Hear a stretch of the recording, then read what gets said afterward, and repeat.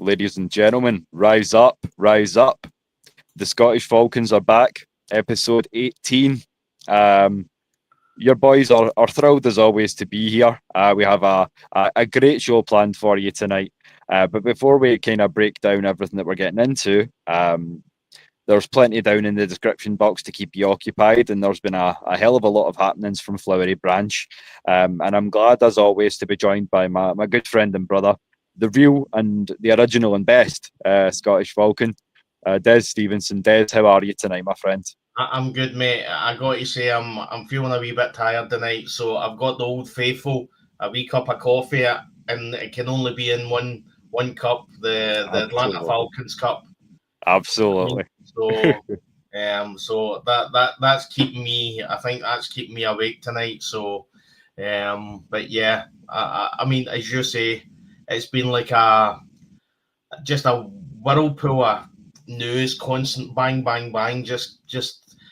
I mean, you get to the cuts and you get to the 5 o'clock Eastern time when the roster's announced, and it's just all morning. It's just constant. Mm-hmm. And I mean, it takes you a bit of time to actually sit down and work out who's there, who's where, who's off, who's on, and I mean, it's crazy. So.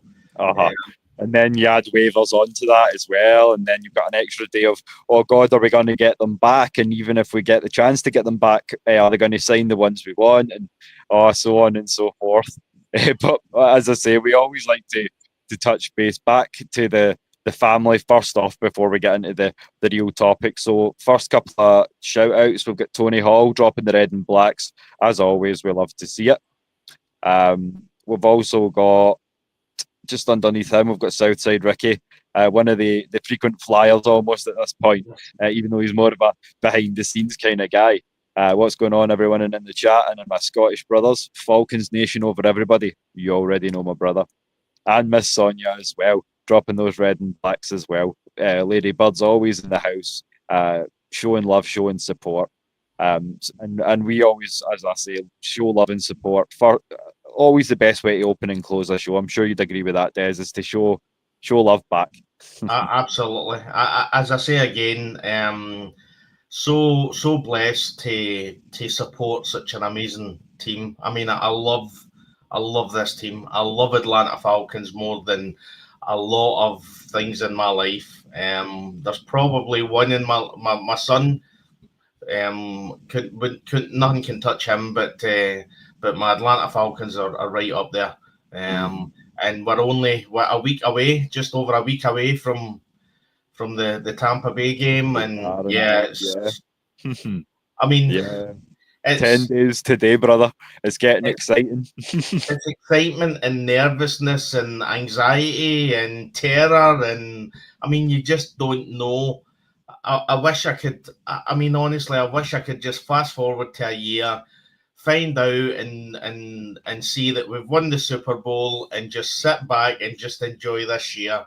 But we all know with the Atlanta Falcons, it's still a roller coaster. So, but that's the beauty of it, and we've kind of signed up for the thrill of the ride, and all the bruises and bumps that might come along, and there have been plenty. I'm sure you'll agree. I mean, you've been a fan from 2008, and I think I was just in there before you, maybe the season before, maybe about 2007, and like, we're not even what you'd consider OG fans, although we like to read up on the history of the team we love so much. But I mean, even in the relatively short space of time that we've been fans, there's been tears of joy and tears of misery along the way. But we're here for it because you and I both know that we'll be here to crack that bottle together when they lift the Lombardi for the first time. So it's a special feeling. And again, it's last year I felt really excited because we had Kirk Cousins, and I'm the same. I'm even more excited that we've got Michael Penix Jr. And again, you look at the team. Yeah, it's been a wee bit nervous in the last few days, obviously with all the news that's come out.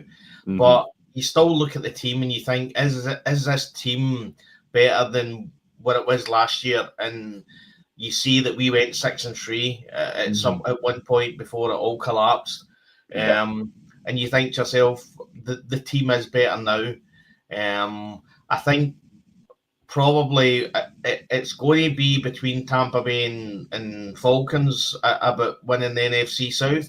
And I think it's just down to who's got the least bad injury record, I think. So yeah, I think so. And I mean, we'll get into it a little bit later on during some of the breaking news. But I mean, we've not been the most blessed when it comes to injuries this off season, especially not in terms of ongoing prognosis. But we have got a few guys coming off an injury too, but we'll break it all down for you guys as well. And I agree with you completely, Ricky, down in the chat. I'm not going to put that up because there's ladies present, but I do agree. I would like to see a complete smacking around the place. I would like to see us ragdoll Tampa, but again, it all depends on how fit our guys are going into game one. And as I say, how structurally intact we can keep and how strong we can keep that interior offensive line, because I'll give credit where it's due, even to a rival, as much as it galls me to do so. But Cansey and Vita Vea is no joke. Those are some big nasty boys. So we're ready for it though, I think. But yeah, let's, as I say, get into some of this breaking news, Des. So we'll say first, we'll let you take the first one. So we were speaking a lot in the back about obviously the biggest probably talking point of the off season so far, I would say, and that's the ongoing prognosis and injury to the leg of Caleb McGarry, our right tackle. Now, as you see, he needed assistance. This is a different instance, but he was carted off the field. But from what we hear from Jordan Schultz, NFL insider, season's done. A high school issue. Do you know? Had you heard anything about this? I mean, because the high school thing is kind of news to me. But how do you feel? I mean, I mean, it doesn't surprise me playing the position that he does and being as big as he is that it isn't a lingering issue. But I mean, take a few minutes and talk, if you will. I mean, how are you feeling about that news and that kind of blow that we know we won't see Caleb this year? Yeah, I'm sure everybody remembers the meme where Arthur Smith is standing like that. Mm-hmm. Well, that's how I feel when I heard that Caleb McGarry was out. Again, there's things that you start to learn. I didn't know that if you go into IR and they don't designate you a time to return, that you're out for the season. So a few of the Atlanta reporters had jumped on that really quickly, and at that point we knew he's out for the season. I mean, probably the O-line was the part where you were really, really comfortable with all the players we had. You were really uncomfortable by the depth that we had. Yes. And then obviously you lose Drew Dolman. And I think Brian Newsell's a great fit just to go straight into centre. And then Caleb McGarry goes down. And I don't worry so much about, obviously, he's blindside. I don't worry so much about protecting Michael Penix Jr. I think it's the fact that what impact is it going to have on the run game? That's the biggest worry I've got. Because effectively, it's the guys that are effectively getting everybody out the road that's creating these spaces that to allow the Bijans and the Tyler Algiers to get the space to go. As the school thing, I mean, again, I've always watched most of Caleb McGarry's interviews. He's not one to jump up for interviews. You'll get the odd interview maybe once or twice a year kind of thing. But I can't remember ever hearing that there was a historic injury. A few fans. Not to my knowledge, he's always been quite healthy, and that's something that I feel like's been a bit of a trend throughout the offensive line, especially leading by Jake Matthews' example, as we've said before on the show. Before we do go on about tackles, though, just to continue to shout out some of the people down in the chat. So Miss Christie, always one of the first people we see in the building again. Lady Birds always jump in early, jump in strong. They fly in as a flock, and we're glad to have you as always. My man Derek, good afternoon, everyone. Good afternoon, good evening. Good to see you as always. And of course, the boss lady, the first lady of AFN herself, Miss Maggie T. Rise up, international birds. Please share this out. Yeah, as I say, every like, every share, every comment, every question, and everyone who appears agrees to put themselves out here for us and appear on the show to talk Falcons, because that's what we all love to do. We can't begin to tell you enough how much that means to us, especially just because we had this little idea, kind of this little seed, if you will, kind of playing around in the back of our heads, Maggie and I, for the last couple of years. And it was like, no, we need to really make the voice of the fans. And I mean, I could pull up the logo, and I think I will, because it demonstrates my point here. The original AFN and logo here for YouTube says the voice of the fans. And I said to her about two years ago now, it needs to be the voice of all the fans.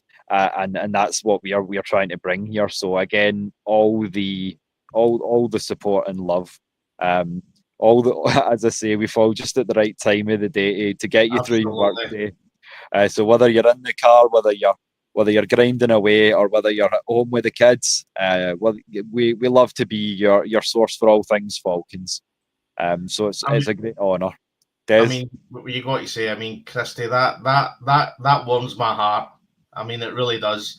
The fact that two guys that are effectively sitting at the other end of the world talking about the thing we love, which is the Atlanta Falcons, and there's people all over the world sitting watching us talk nonsense about the team we love, you know what I mean? And that's what we do. We just I mean, we're on episode 18, and most of these go for 2 hours at a time. So, and there's always stuff to discuss. But when you see that people, that Christy saying that it helps us through the day, that's fantastic. That warms my heart. It really does. Truly. To give you one more little British piece of vernacular, it would bring a tear to a glass eye. Absolutely. It truly is what it's all about. So thank you all so much again.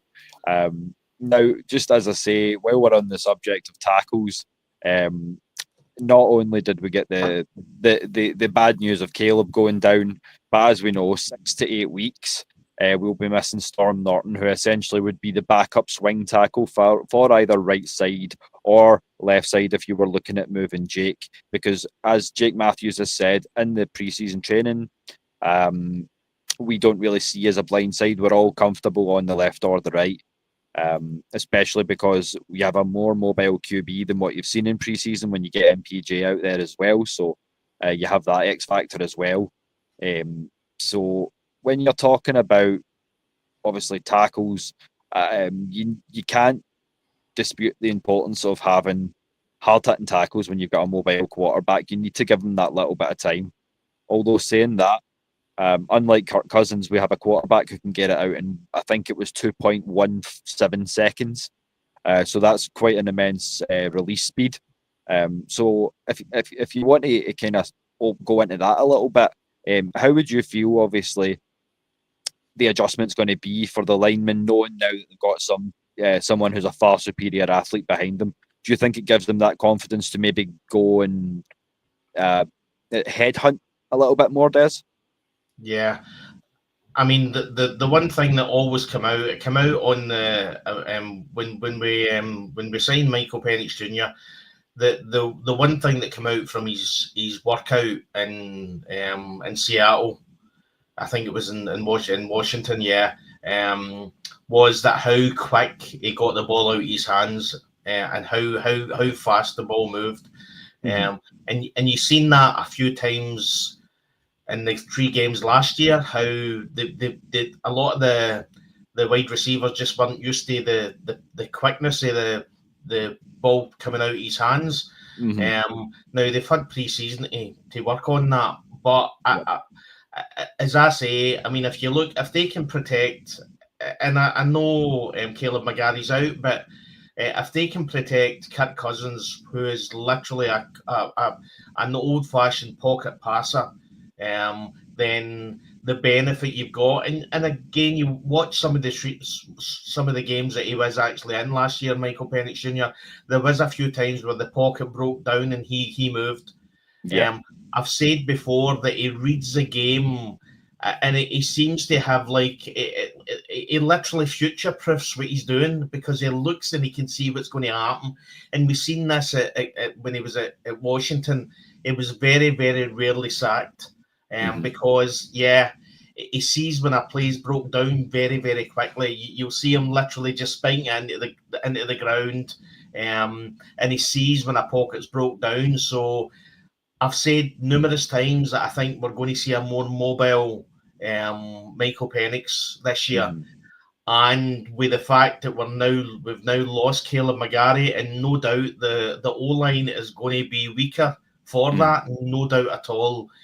What I would also say as well, to all the Caleb McGarry haters that are out there, and there's still plenty of haters out there that don't like this man, just see the difference once we actually don't have him. Because the protection that he gives and the run protection that he gives as well is beyond fantastic from my point of view. I agree. Like, I feel like he's been underrated in a lot of cases by a lot of people. But I agree with both you and Southside Ricky are saying here. Everyone seems to be concerned about the right tackle, but we're willing to get rid of McGarry early in the off season, when I've been saying all along he was the second most important person on the O-line. I feel like it can't be stated enough. Like, in terms of who is the leader of that offensive line, then you would definitely say Chris Lindstrom. But Chris Lindstrom cannot be as effective, and Lindstrom himself would tell you this. Lindstrom himself would not be as effective without Caleb McGarry on his right hip.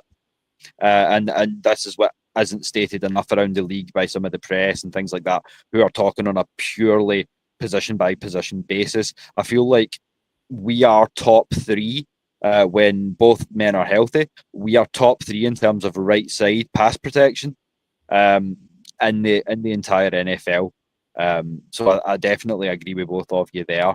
And as Tony says, the grind is going to be worth it when we lift that Lombardi. As I say, I don't know if you watched the episode. I think it was 2 episodes ago, or possibly the last one, where I put up my mock up of the ring. We're already well into existence. I've said before, I want 283 diamonds in that ring. 283, and we can shove it right up the Patriots. That's all I can say. Absolutely. We want Louis. We want to find Louis on social and get him in the chat specifically for that night.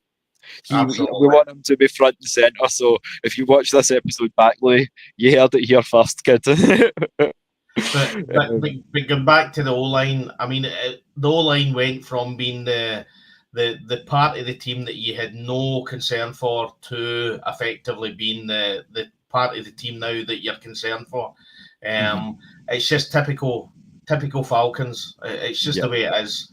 And again, Raheem Morris said today in his presser that there was a thought about moving Matthew Bergeron into that position because he done tackle at college. But one of the reporters then asked, would that then mean that the two parts are so effectively you're then taking the one of the stronger points, you're moving him to another part, which means that the two positions would be weaker. And Raheem said, yeah, absolutely. That's something we're having to look at. He did say that I think Elijah Wilkinson, Brandon Parker, and Jack Nelson were all in the running. Which, I mean, listen, if you wear a Falcons top, then I'll support you. But I mean, the thought of Jack Nelson playing in an NFL team at the moment is just terrifying. Yeah, like he could develop, but as you say, at the moment, it's not a good notion. Again, shout out to the chat, and we even have a rival in, but it's a civil rivalry, and he's always here to rep the family. Good to see you on the chat as always, Bucks. A bit of a frequent flyer yourself now at this rate. I did see that you guys have Tristan Wirfs out, so you can update me a little bit about that, because I know you were saying 4 starters out. And a shout out also to Stina B, another ladybird in the house. Rise up, ladybirds. You were saying, Des, sorry. Yeah, there was another. Is it Cade Otten? Yeah, I think he's on the O-line as well. Yeah, he's out. He's out for the week 1 as well, and that's what I said earlier. It's literally a case of who wins NFC South is going to be who has the least injuries. Yes, and then this is what I'm saying is it's good to have a mobile quarterback in the NFC South, because it's one of the divisions that you find the rivalry, kind of like an AFC North or an AFC West. You find that the rivalry games are particularly visceral. For want of a better word. Mine starts with a V, but it'd be vicious. You know what I mean? Especially if it's the Aints. Yeah, for sure. There we go. Thank you for that. No Wirfs, no Godwin, no Otto, no Jalen. Okay, thank you very much. And I heard something about one of your DBs, your big time DB being out as well. I don't pay a lot of attention to the Bucks. you tell, but no, you definitely said something that you have a bit of trouble in the DB room as well. But yeah, I think if we've had some trouble in the O-line, you guys have had more. I will give you that. So it's been a tough season all round, off season all round in the NFC South. But we'll move on, because we have got a little bit of light at the end of the tunnel when you're talking about tackles. Now, I'll admit I had to throw my hands up and do a bit of reading here. But the Falcons have traded a conditional 7th round pick from 2027. That's not the draft upcoming, but the year after, to the Seattle Seahawks in exchange for former 6th round offensive tackle Michael Jarrell. So do you know anything about this guy before I rattle off some of the stats, Des? Yeah, all I know is it was a 2023 4th round pick. And yeah, I mean, the one thing I would say is that, I mean, I'm looking forward to the college football starting. And to be honest, I don't really have a team in college football, because I just love watching college football. But when it comes to the NFL, it's Atlanta Falcons or bust for me. It's not 100%. And when it comes to college football, just for posterity, I'm going to throw up one of those. But you know me, I'm probably going to get some hate down in the comments now, because I know there's a lot of Georgia Bulldogs, and I know we'll see you later this year again. So have you seen the new Bijan Robinson advert with all the mascots? Oh no, I haven't yet. I think it talks about it's the uniforms, putting the uniforms on. They call it something. And he puts it on, and then he starts shouting exuberantly and with the Texas top on, and then you see all the mascots, all the different mascots all appearing. Then just as I say, the one thing I would say about Bijan is the media are falling in love with him. You know what I mean? So yeah, he's everywhere. So 100%, and he's definitely photogenic and catches the camera well. We'll put it like that. Just a shout out to the chat, because I need to kind of hold things up for a wee second here, because we've got one of the frequent flyers of the AFNI in the house. So a special shout out to Lamarcus. He's known by many names. He is known by Jael. He's known by Georgia Texas Boy. He, as I say, a man of many names and a man for all seasons. If you are interested tonight, if you're not too busy, the link is in the mods chat, or as I say, you're more than welcome on Saturday. You did say you had a little bit of time, but as I say, just getting this logo up now for you, because we are thrilled to announce that, as I say, he will be our special stadium correspondent for the coming season. So that's the logo, and I will pull that up as an overlay as well. So there you go. A shout out to your service as well. So we always appreciate, as I say, Maggie has said many times that we're being listened to around some of the bases around the world for the troops. So it's an honour that you have, as I say, served your country. We don't talk politics, but we are glad to have you, sir. As I say, always repping the Illinois, the Georgia, and the Texas somehow. He says to me even he doesn't know how that came about, but as I say, we're thrilled to have you. So thank you for joining us, and we will hopefully see you on chat very, very soon. What I would say as well, just quickly when you're talking about subscribing and everything, mate, that Atlanta Falcons Nation LLC are sitting at 70 below 4,000. So I'm pretty sure there's a lot of people that are watching all the shows that go on, all the fantastic shows that aren't subscribed. So please try. We've got 10 days until the start of the season. Let's get Atlanta Falcons Nation LLC up to 4,000 subscribers.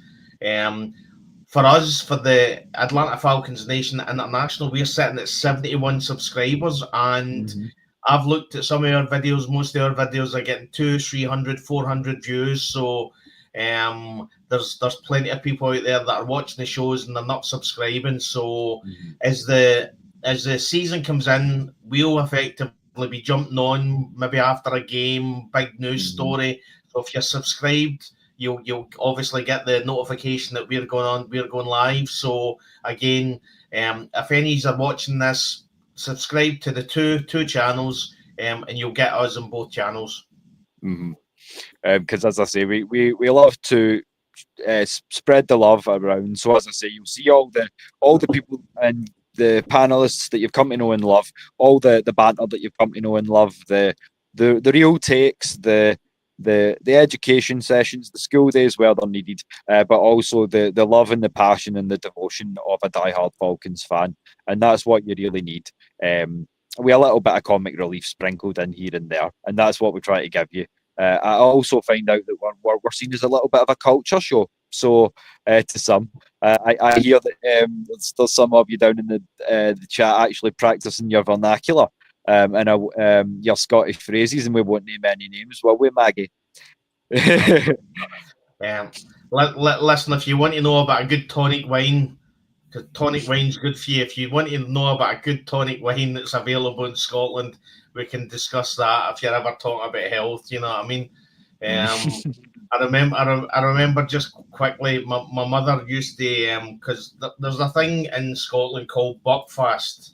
And it's like the poison that all the younger boys like to drink, but it's called Buckfast tonic wine. So it's effectively a tonic wine. So my mother once said, God, if this place ever goes under a volcano or is kind of found hundreds of thousands of years from now, and they find all these smashed bottles of tonic wine, and they'll turn around and say to themselves, God, these people in this place was really into their health, all this tonic wine that they used to drink.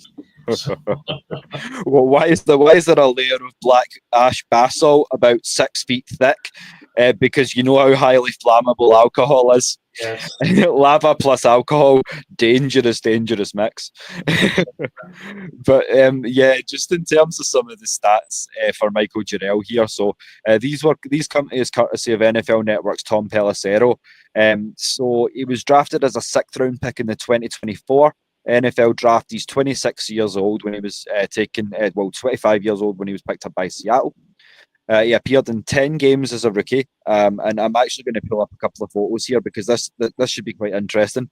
He's had 10 games, including 3 starts, and the first start that he made was actually week 7 against us. So there's a nice photo of him going against someone who I know is very popular and down in the chat, Grady Jarrett. So according to this, he had 250 total offensive snaps, which were 39% of the unit's total during those games. And according to Pro Football Focus, on all but 5 of those snaps, he was playing right tackle. He allowed 3 sacks in 250 snaps, and he's also coming in. The one drawback I would say is that he's not. I don't know how much stock you put in this, but he's not a Division One graduate. He was an alumni of the Findlay University Oilers from NCAA Division Two, but he's got that kind of NFL size. He's 6'4" tall and 309 pounds. So yeah, there's some of the measuring tape of it. But I feel like, given the fact that, I mean, you can't argue with 3 sacks allowed in 250 snaps. That's not bad for essentially a backup. So how do you feel for what we gave, essentially a conditional 7th, not even a true 7th? How do you feel about that in terms of value, Des? Yeah, I heard one of the reporters saying that if we let this guy go, we get a 7th-round pick back. Mm-hmm. So I mean, it's a win-win for us. If he's good, then fine. If we cut him and move him on, then effectively there's no loss there. Mm-hmm. I mean, looking at what a lot of people have been saying that know more than what I do, it just seems as if it's a bit of a backup. This guy was more brought in to effectively take the Storm Norton place than effectively the Caleb McGarry place. Uh-huh. I mean, I know Raheem Morris was asked about this, about the new players that have been brought in, and he said that it would be unfair to effectively expect these guys to be ready for week 1. So I think we have to get to a point where it's going to be probably Elijah Wilkinson that's going to be right tackle for us, or possibly Brandon Parker. But I think for the signings, I think they're probably brought in as backups more than anything. I'll be honest with you, Des. I'll be honest with you. When you talk about, I'm taking Jack Hunter out of the equation because, as you say, and I completely agree. I don't feel that he's NFL ready. I feel like he needs to adjust more to the pace and clean up the discipline just a little bit. But if you give me the straight up choice, who am I starting between Elijah Wilkinson and Brandon Parker? I would probably say that Elijah Wilkinson, for me personally, is a little bit more of a guard. I would say Brandon Parker would be the better tackle, although the one thing that worries me, he's a big boy, but I worry about his footwork. Some of these faster edges are liable to catch him. And we are going to face some speed rushers. So I feel like with bringing in Michael Jarrell, what we're doing is we're giving, for me, a little bit of a little bit more comfort to the easing back of Storm Norton, so that he's not feeling like week 6, week 7, I need to rush back, and then he's going to end up aggravating it, because that's one thing we don't want to see. Because, as I say, a Storm Norton, any team can really use a Storm Norton on the depth chart. Someone who can play left or right tackle, can even do a little bit of guard, is big and mean and nasty enough to get the job done pretty much anywhere on that O-line. So I mean, he's going to be good to have back, and I'm glad that he's only, as we'll get into a little bit later on the designated to return list. So. And as you said as well, obviously you would rather have Elijah Wilkinson than Brandon Parker. For me, I would rather have Michael Jarrell up than Jack Nelson. I think from what we've seen in pre-season, Jack Nelson needs another year at least to develop. Yes. Now, obviously, there's from my point of view, I know that I've heard that Seattle Seahawks O-line wasn't really that great, hence the reason why he got a shot at it. But he's played 10 games. Playing 10 games is it makes a difference when you go from college to NFL. It might have been average, but again, in this O-line, sometimes average is okay. Whereas and then as you say, coming out of college, it's only the top 1% that make it there. And then out of that top 1%, how many actually are able to adjust? Because, as I say, the bodies are bigger, they're moving faster. The schemes are more complex, involving more uh, more complex and intuitive play calling and adjustments and audibles and all that good stuff. So I feel like it takes a real special athlete to adjust. And then, as you say, just in terms of snaps, we've had three preseason games to now gauge where Jack Nelson's at, where Michael Jarrell's had essentially a full year in Seattle, but 10 games, 3 starts playing against. I mean, I'm going to say it, even though he's no longer here. Credit to where it's due to a club legend. Grady's no slouch. We didn't cut him because he was a slouch. We cut him because it was a money-saving move. Yeah. So that's no light work as handling Grady Jarrett off the edge. And he only allowed, as I say, 3 sacks and 250 snaps. That's commendable work. So yeah, I say give the guy a shot at right tackle and see what he can do. As I say, 245 of 250 from the right tackle position, and the other 5 at left. So he's a little bit of a swing guy, but essentially that's why we want Storm Norton back, is to give us, again, another word we've been saying all off season, that flexibility is coming back again, Des. I mean, all we want is we just want a good O-line, mate. That's what we want. Yeah. This offense, it needs a good O-line. When you look at everything there, all the weapons that we've got in front of us, Bijan, Darnell Mooney, Drake London, Kyle Pitts, Ray McLeod, you've got Bijan Robinson taking the handoffs and effectively becoming a wide receiver, 7, whatever.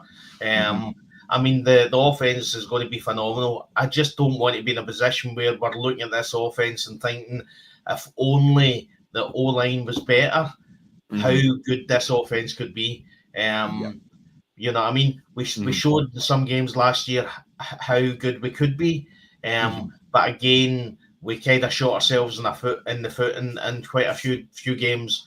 I'll say again, this team bet away from home, bet the Super Bowl champions in Philadelphia, and should have bet the effectively the Super Bowl champions before, and the Super Bowl runners up, and the Kansas City Chiefs, when Kyle Pitts was effectively assaulted in the end zone. So we're showing that we can effectively stand up and take the punches and throw the punches. But it's just really concerning now that this O-line has got so much issues. I will just state for posterity, when you're talking about that Kyle Pitts play, like, I'm not one to go, oh, the referee's done us dirty, because, as I say, the referees can be a blessing or a curse. Sometimes they're for you, sometimes you're against you. That's just the way the cookie crumbles, so to speak. But that play in particular, if a man is intended on putting hands on me like that, he'd best be offering to buy me a coffee first. That's all I'm going to say. Aye, flowers. Aye. Yeah, absolutely. That's some 14th of February material. Oh, but dear. But that's as I say, that's the way of the game. Sometimes you win, sometimes you lose. Sometimes you feel wrong, but you just get on with it. And that's the real character of a team, is whether or not you can get up. It's not how many times you fall, it's how many times you get back up. Absolutely, mate. Absolutely. And speaking about getting back up, that's a nice place to segue, because we've got a little bit more good news in terms of the whole injury scenario. So, wide receiver Darnell Money Mooney has been now designated as likely to return. So he has a designated return for during the season. There hasn't been a week stated as yet, but of course we already know it's been stated towards the end of training camp that you're looking at quite an early sort of week 1 to 3 return. So it's great to hear that Darnell's no longer struggling, that he's had the time off that he's needed, and hopefully, as I say, we can get back to seeing some more of this very, very soon. So as I say, Des, your takes on that, because it's a blessing. I mean, as I say, that's 1,000-yard guy, but at the same time, a sleeper and an underappreciated receiver. Some people who do understand the kind of player he is are putting him in conversation with guys like T. Higgins. I feel like that's maybe a little bit too much, but I feel like he's a very, very capable wide receiver too, and definitely one of the best wide receiver twos around the league. Would you agree with that, Des? Absolutely, and you could probably rhyme off a whole load of teams where he would be wide receiver one. You know what I mean? From my point of view, it's great. I mean, it's just they were talking about week one. Here's hoping that effectively this time next, 10 days from now, that effectively he's on the team. The benefit of Darnell Mooney is not just on his pass catching and what he does as a wide receiver. It's on the fact that effectively people that are looking at London, effectively, Darnell Mooney's there. He's effectively coming off him, and that allows London to open up as well. You know what I mean? It opens it up for Kyle Pitts. It opens it up for a lot. But when he does catch the ball, I mean, you seen against the Bucs that catch in the end zone. I mean, he was putting all in. I mean, he literally landed on his back. You know what I mean? He doesn't care. Going on with so Drake London had his presser of the day. Drake London says that effectively he's ready to go. He said that if it was me making the decision, he's ready to go. I would put him in now. So from that point of view, it's great to say that hopefully he's ready to go next week, and we've got a full like the complements of players that we need straight away for week one. You know what I mean? So as Drake London says that he thinks he's ready to go. He says it's not my job to say whether he's ready to go or not, but I think he's ready to go. So I think we've lost Will. So I'll continue on. So yeah, great that Darnell Mooney's back. I'll explain what Drake London said. Again, he explained that he had been watching them training. I think one of the reporters asked what it was, how it felt to effectively get Darnell Mooney back, and Drake London says fantastic. Love to see him on the field. And somebody said, how did he look? And he was like, he looks ready to go. So that's a benefit. I think, I mean, he was in uniform and everything, so I don't think any of the reporters mentioned then about him and having a bib on, about not having contact or anything. So no, and that was one thing I would say.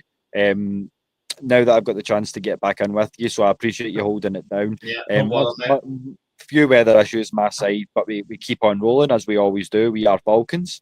But as I say, when it comes to Darnell Mooney, it was stated that it was his full day in full uniform since the 24th of July. So yeah, 5 weeks. So I'm sure he'll be chomping at the bit, and we're glad to hear that he's back. So I just hope that he's fully fit and ready to go. As I say, whether he does miss week 1 or 2 or however long he needs, I'd rather he comes back at 100%, because that's a player that you need in order for our offense to flourish to its full potential, 100%. But again, looking at what we've got at wide receiver, I mean, again, Drake London went on for a few minutes about Casey Washington and what he's seen this year from Casey Washington. Said that Casey Washington's mind works at 1,000 miles an hour, and it's great to see him effectively starting to put it all together now. So again, we had this discussion a few episodes back about the wide receiver depth. I've not got an issue. Listen, you want Darnell Mooney to be there week 1, but if he's not, you know Ray McLeod's going to step up. You know that Kadero Hodge is going to make a difference. Let's hope that effectively wide receiver 2 is Kyle Pitts, and he goes off in one. You know what I mean? We've got so many weapons that effectively I've not got a concern if Darnell Mooney feels, or if the Atlanta Falcons feels that he has to step or he has to hold back for the first game. I've no concerns on who we've got there just now. Will. Yeah, no, and I would agree. And even as we'll get into practice squad in a little bit later, but for some of the younger fans who don't know how the practice squad works, you do have 17 players on the practice squad in addition to your 53-man roster. Now, at any point during the season, any one of those guys, those 17 guys, can be called up to take fill essentially an active roster spot for a player who is downgraded through IR, through unable to perform, things of this nature. When they do that, you can activate a player 3 times, any 3 times during the season. If you choose to activate that player a 4th time, you then would need to make that man a member of the permanent 53-man roster for the rest of the season. So, as I say, there's a lot of different flexibility in what you can do, especially looking into this group of players that we've got so far, as we'll do a little bit later on. But before we do, we've got a little bit more breaking roster news. A couple of bits for you. So, first off, the Atlanta Falcons have named 2 of their defensive starters, and they're both rookies from this year's class. So, our massive congratulations and a photo shout out for both. And you can't beat that they've already got nicknames as well to boot. Des, the X Factor, Xavier Watts will be starting opposite Jesse Bates III. That will be your safety pairing, and a dangerous one to boot. And I heard a little quote through the grapevine, which I will share with you. And he said, he's saying what you want to hear, Des, because he said, I've been a ball hawk through my whole collegiate career, and now that I'm in the pros and you put me opposite Jesse, I want to compete against an all-pro and see who gets more picks. So, I mean, you've got to love that, right? Absolutely. I mean, I'll say it again. How this man fell down the draft, I don't know, but it's our win. I mean, you've been seeing coming out of training camp, you've been hearing phenomenal things about Xavier Watts. Effectively, for most of training camp, he's been training with the ones. And effectively, we keep on saying that, like, number 1 and number 2 and number 3 in picks in college football last year was Xavier Watts, Billy Bowman Jr., and Kobe Bryant. You know what I mean? So effectively, we've got 2 in the team and 1 in the practice squad. I mean, I'll say it again, and I've said it before. We needed to get to a point where some of these players, like the D. Alfords and all that came from the Canadian Football League, couldn't just walk into our team. And you're seeing that our practice squad, and again, we'll get into it, our practice squad is probably the best I can ever remember our practice squad being. And then you look at effectively the starters, and again, it's pick central. I mean, that's effectively what they're going to call these guys, pick central. You know what I mean? Because you can see what Jeff Ulbricht's trying to do with the defense. It's put a lot of pressure on the quarterback so that when he makes a mistake, we've got all these guys, AJ Terrell, Mike Hughes, we've got Billy Bowman, we've got the guy from Alabama. I'm just going to check his roster real quick. DeMarco Helms. Yeah. You've got obviously Jesse Bates. You've got Xavier Watts. I mean, you can just go on and on and on. I would say, guys, it's late here, so the brain's not starting to switch off. So, I mean, it's going to be phenomenal. I can honestly say this is the first year ever that I've went into the season. I'm so excited about the defense because you've always looked at the defense thinking how bad is this going to be? You know, I mean, how are we going to be average? Are we going to be able to do something to kind of effectively complement this offense? And you look at the defense, and you look at the pass rushers, and I mean, I'm as excited for the defense as I am for the offense. Oh yeah, I really am as well. And to kind of to take a little bit of a play on words with what you said there, we've gone from bad to badass.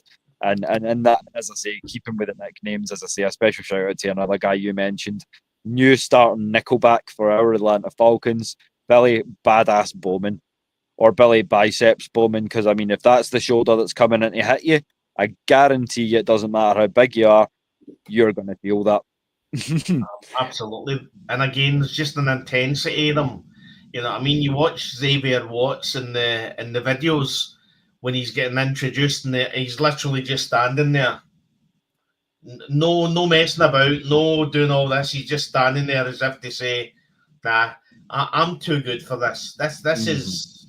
I just want to knock people out." You know what I mean? Yeah. So no airs nor graces. It's a bit of a kind of a throwback to the Ronnie Lott days. I will take your face off. Like we can buy each other a drink after it, but if you come in my zone at game time, it's over with, and you've got to respect that. And again, if you've got a player, a rookie that's literally looking at Jesse Bates and saying, "I'm going to see if I can beat this guy," I mean, that's phenomenal. And I'll tell you what, Jesse Bates will be looking across and going, "Right, okay, bring it on, rookie. Let's see what's happening." You know what I mean? So that's it gives me nothing but just pure excitement. And I agree with Miss Christie down in the chat. They are really bitching nicknames. I love it. And the fact that they're rookies to it just gives you a lot to expect going forward. Because you usually don't get your nickname until you've been a proper beast for maybe 2 or 3 seasons. So to come in as rookies and earn it right away, and to have all pros like Jesse Bates looking at you and going, "No, you know what? I'm going to be keeping an eye on you. You're going to be a bit of a challenge." And yeah, we're here for it. The more sort of weapons we've got in this defense, the better. Especially as the season draws on, you know. And again, well, we went from a draft last year, which was all about the future. It wasn't about now. Most of these players that we brought in, it's all about next year, the year after. It was for the future. This time, and again, I'll say this was the first draft where Terry Fontenot did not have what do you call him, McKay, looking over his shoulder, and effectively had 5 picks, and I would say 4 of them are going to play this year. I mean, literally the third and the fourth round picks are starters. Jalen Walker's going to be a starter, and James Pierce is going to be a starter as well. You know what I mean? So out of 5 players, you've got 4 starters. That's phenomenal. That's how you build Super Bowl winning teams. Yeah, and I will throw that back onto the media because there were a few. I won't name names, but you all know who y'all are. Who rated the Falcons draft group a C minus. I've seen it as low as a D plus, and especially now that we've seen all the snaps from training camp, from preseason. I'm just going to say, really, guys, really C minus. But again, we're Falcons. We're used to flying under the radar. We're used to hunting stealthily, and never getting the respect that we're due. So this is nothing new to us, is it, Des? No, I honestly, these players are just wanting to go out and smack somebody in the mouth. That's what these players are. You know what I mean? You're watching them in training camp, and it's literally it's vicious. I mean, it's vicious. I mean, even I seen a video tonight about them talking about their giving a shout out to their college teams, and James Pierce and Kyle Pitts are talking about. Kyle Pitts says to James Pierce about how Tennessee have never beaten, or Florida's got a better win record than Tennessee. and you see James Pearce. James Pearce is literally, you just see it's like he's ready. He's wanting to start fighting with people. You know what I mean? So Yeah. and they're talking about their college team, and you just think to yourself, this guy just wants. He literally loves doing what he does because he gets to hit people. That's what James Pearce is. Jalen Walker, obviously, he's had injuries, and we don't know what we're going to get from him. But effectively, was in most draft mocks before the draft, he was top eight, top seven, top eight players. So effectively, I've not got a concern that how good or how bad Jalen Walker will be. I think he'll be fine. You know what I mean? Yeah, I feel like it's very much one of those cases where I've seen more. Trust me, as a Texas fan, and as a New Orleans fan who picked up Kelvin Banks, you'll have been watching closely, so you'll know well what Jalen Walker can do. So I feel like in college he showed us more than enough to where. Oh, is he away? Yeah, he's away. So let's go back to the comments. So Southside Ricky, yeah, he's come up. All 4 rookies will be starters before week 6. Southside Ricky, I think most of the rookies will probably play maybe week 1, week 2. I think the only question is probably Jalen Walker on his injuries, on his injury. Again, I think Raheem Morris was asked how Jalen Walker was going, and he effectively said that he was doing well, and he keeps on saying that effectively Jalen Walker was still upset with him that he held him out the last preseason game. So I think from our point of view, I think there's a chance that barring maybe Jalen Walker, they might hold him out for the Bucks game, or they might hold him back for the Bucks game. But I think going forward, we're going to have four rookies starting.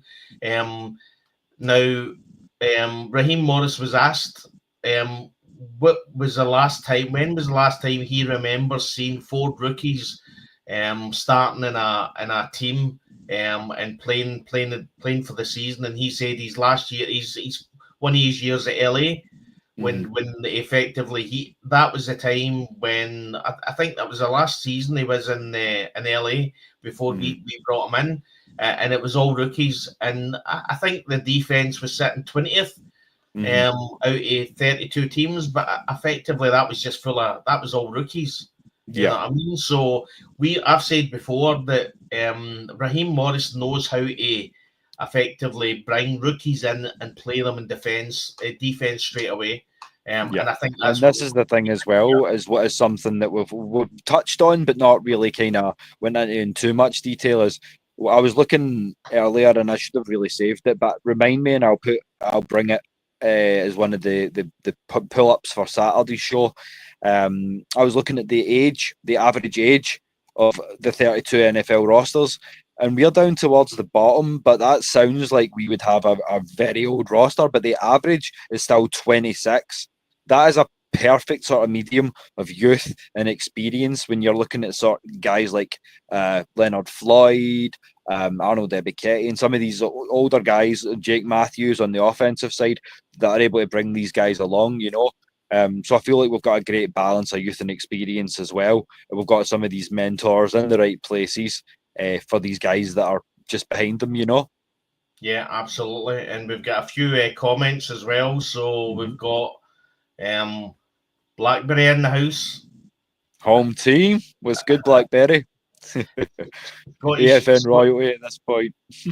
Yeah, absolutely. Scottish Dirty Birds. That's us definitely. Hell yeah. And again, the boss lady, she's saying that maybe a slow start, but hopefully not all quarters. Absolutely. No. And then, as I say, I'm prepared to kind of slip up in one game, but I'm ideally holding out for being 2-2 going into the bye. I mean, I'll cross my fingers on that one because best laid plans are mice and men, but yeah, 2-2 would be lovely. What are you kind of hoping for? I mean, looking at how strong our schedule is early on in the season, what are you kind of hoping for? Do you think 2-2? Are you hoping to just get 1 out of 4? Listen, for the first 4 games, if we're 2-2, I'm ecstatic because I think the start is really, really tough.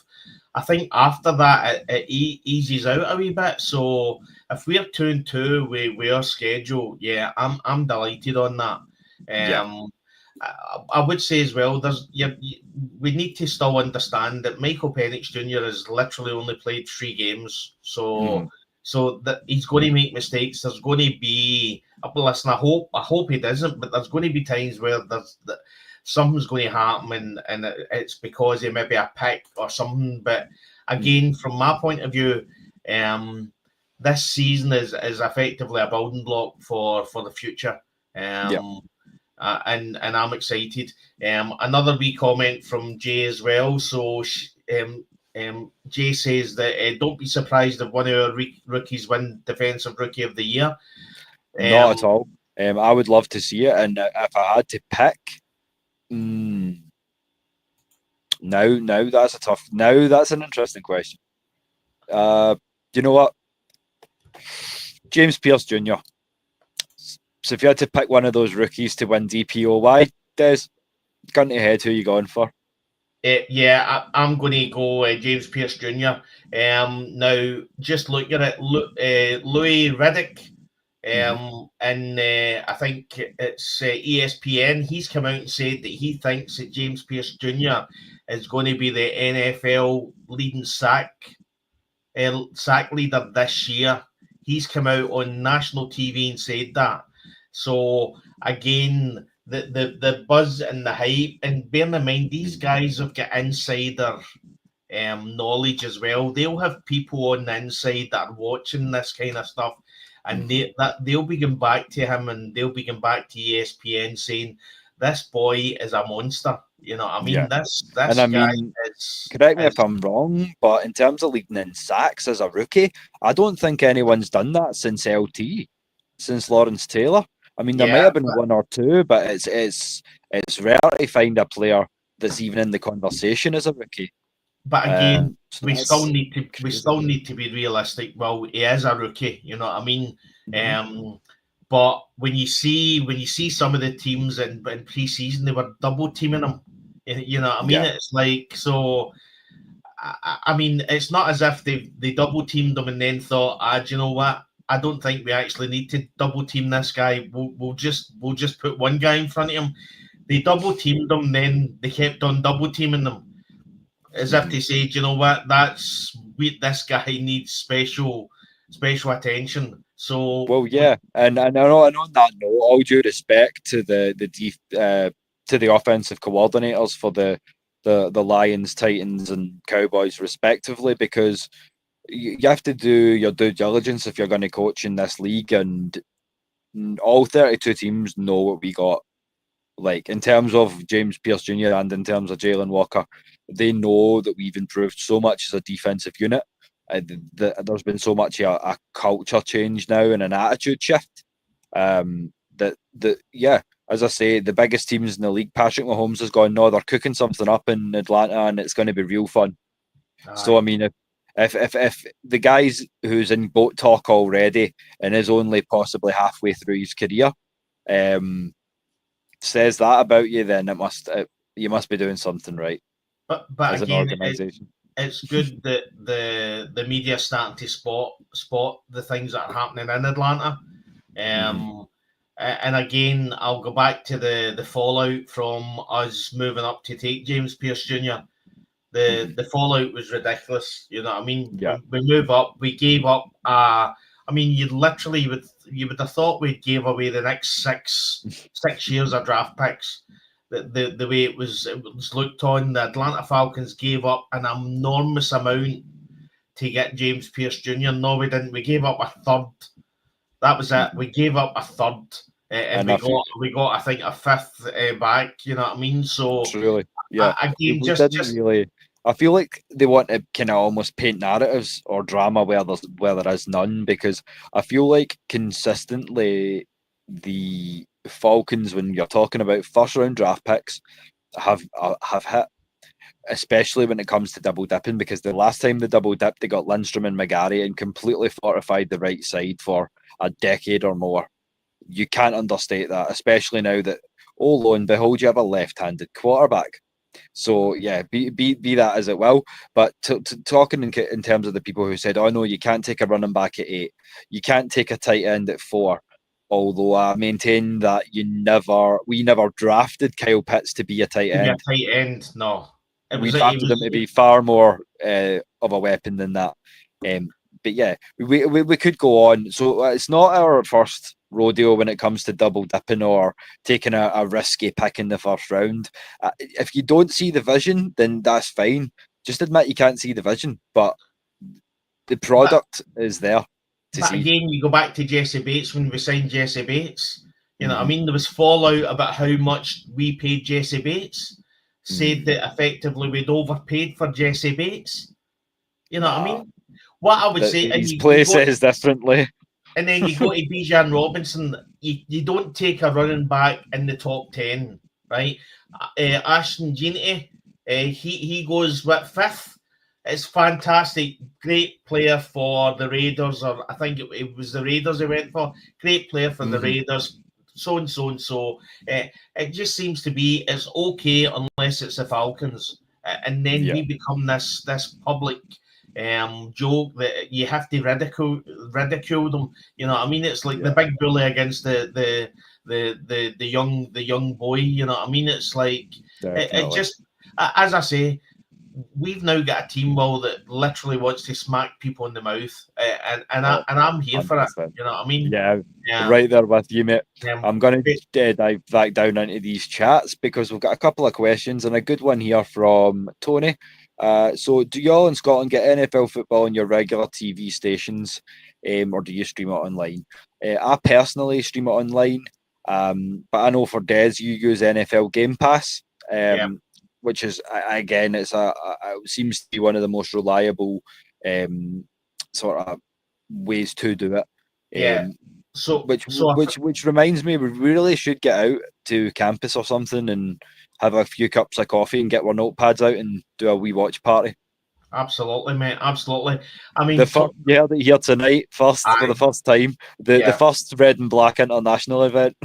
Yeah. So the campus is effectively a bar that's literally, it's like an American style bar in the middle of Glasgow, and it's considered really like where a lot of people, like a lot of wrestling fans go there, and there's a lot of sports fans go there as well. As for your question, so over in the UK we've got Sky Sports, which is effectively the main channel for stream for actually the NFL football. But they'll put on like a, so I'll do it with American times. They'll put on a 1 o'clock. They'll then put on a 5 o'clock. 4:15, I think it is. Yeah, 4:15. Then they'll put on a late one. They'll show Thursday night football and Monday night football, but effectively they choose who they're going to put on at the 1 o'clock. So effectively, if the Falcons Bucks game is getting shown on Sky, then I don't watch Sky, so I watch on NFL Game Pass, which is effectively, it costs me about £170, which is about $230, $240 a year, and that allows me to watch all the games. So I can effectively click into any game that's live and watch it. I can also watch Red Zone as well. The only issue that you have in Scotland is if Sky Sports has shown an Atlanta Falcons game live, then I get blocked out from watching it live. So at that point, I then jump onto the streaming sites and actually stream it. But yeah, I mean, Sky Sports for their due effectively do really well with the NFL. I wouldn't say I'm a big Neil Reynolds. Is Neil Reynolds, isn't it? Yes. I'm not a big Neil Reynolds fan. I prefer it was Kevin Cadle. Kevin Cadle. Yeah. Yeah, who was I did love me some Kevin yeah, Cadle. He was a good guy. who was American. And when I watch, the one thing I love about watching on NFL Game Pass is that I get the American presenters. When I'm watching American football, I want American people. I don't want to watch British people that talk about American football or talk about NFL. I want to watch the NFL. Probably the biggest issue I've got with NFL Game Pass is that I can't. Just give you an idea, I'm a big Atlanta Braves fan as well. So when I go on to watch a Braves game, I can effectively go down and choose the local commentary. So I can listen to the Atlanta commentary if I want to do it. And I can also listen to the radio commentary as well on MLB. The issue I've got with the NFL on NFL Game Pass is effectively I get the commentary that they deem as fit. So like Fox 5, you watch all the highlights and you hear all the Fox 5 commentators and they sound phenomenal because they're obviously shouting for Atlanta. We can't effectively work. We can't listen to that, so we just effectively have to go with the normal NFL commentators. So that'll give you a wee bit of an answer on that. We do find more workarounds, and it seems to work for us. But then, of course, shout out to Cam as well, because now we've got the family watch parties and the family kettle, so to speak, because he explained to us that a flock of falcons would be more properly referred to as a kettle. So there you are. If you ever feel like joining us in the family kettle, then you're more than welcome. Let's watch some falcons together. Just be aware that it won't be going live, because if we did, then you may have some issues with demonetization, and we're not gonna put the channel through that. So there will be some colourful language, because Falcon's gonna falcon, as you well know. So you have been warned. That's 18 plus. I got to say, we are not letting any ints in, because when it's going bad, I mean, I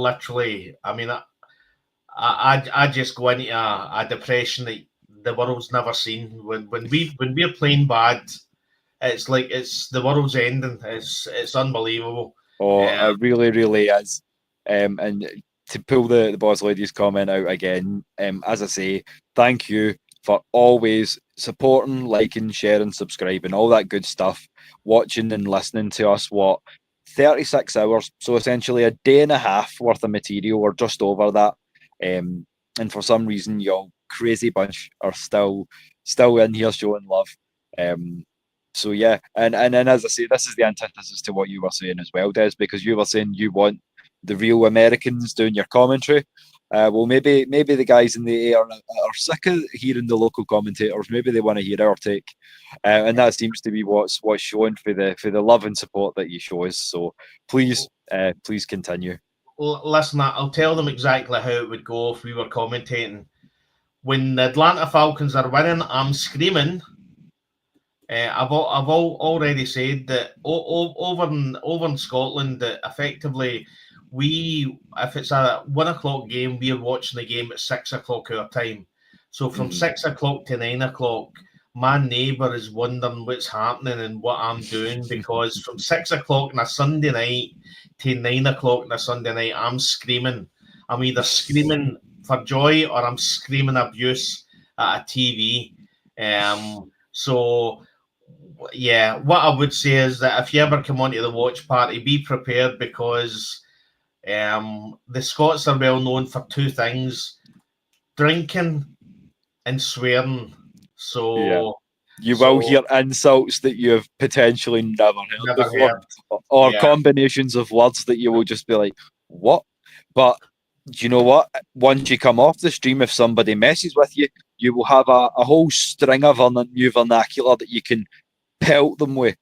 so to speak. And there's another one: to hurl abuse at someone, to pelt it at them. I give them pelters. So if you're Give giving them somebody pelters. pelters, that means that you're giving them abuse. So 100%. And just I want to pull out this one by Ricky. He literally left his hometown in Florida 16 hours ago, rode past the Buck Stadium like 5 times for the week he was there. Is it wrong that he wanted to drink a 30 pack of beers and litter? No. I'm going to say no. I wouldn't report you if I caught you throwing it at just close enough to the stadium to make your point. And I don't think Des would either, would you, sir?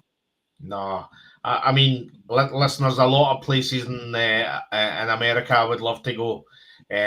Probably the first place I would go would be Gillette Stadium, and that big goat. I wouldn't say that goat man, and just toss something at him, at that big new statue. You know what I mean? Yeah. Talking about the Jets showing stuff at him. I hate that man. I can't watch him. See when I'm hearing them on commentate on the commentation. I can't turn. I turn the sound down. You know what I mean? His commentary is terrible. Matt Ryan, really phenomenal. is. The goat man is. I mean, he gets 360 million for that. Garbage. It's insane. It just goes to show you, like, I don't know, man. So just be aware. We don't want you littering any of the houses around about it, but we can call it a crime of passion if you do it just outside the stadium gates. At least give us some leeway, Ricky. All right, so that then we can cover your back. See, to be honest, Ricky, just leave it for Atlanta to go into Tampa and absolutely destroy them. That's all we need to do. So just you chill your jets a wee bit and just wait until we can all ride into Tampa. We'll be riding high in the NFC South, and we'll give them a pasting like they've never seen before, and we'll dominate the NFC South for the next 10 years. That's it. And I love these comments, so please keep them coming. They're so funny, some of them. JD, as I start calling everyone bums and saying fire somebody, that sounds about right. This is why we love the tail end of pre-season. Are you guys as ready as we are to have this team define your every emotion, high and low, for the next 5 months? Because we sure are. We've waited long enough for the off season to pass, haven't we, Des? I mean, you tell them. I'll go away. Obviously, I watch a lot of podcasts as well.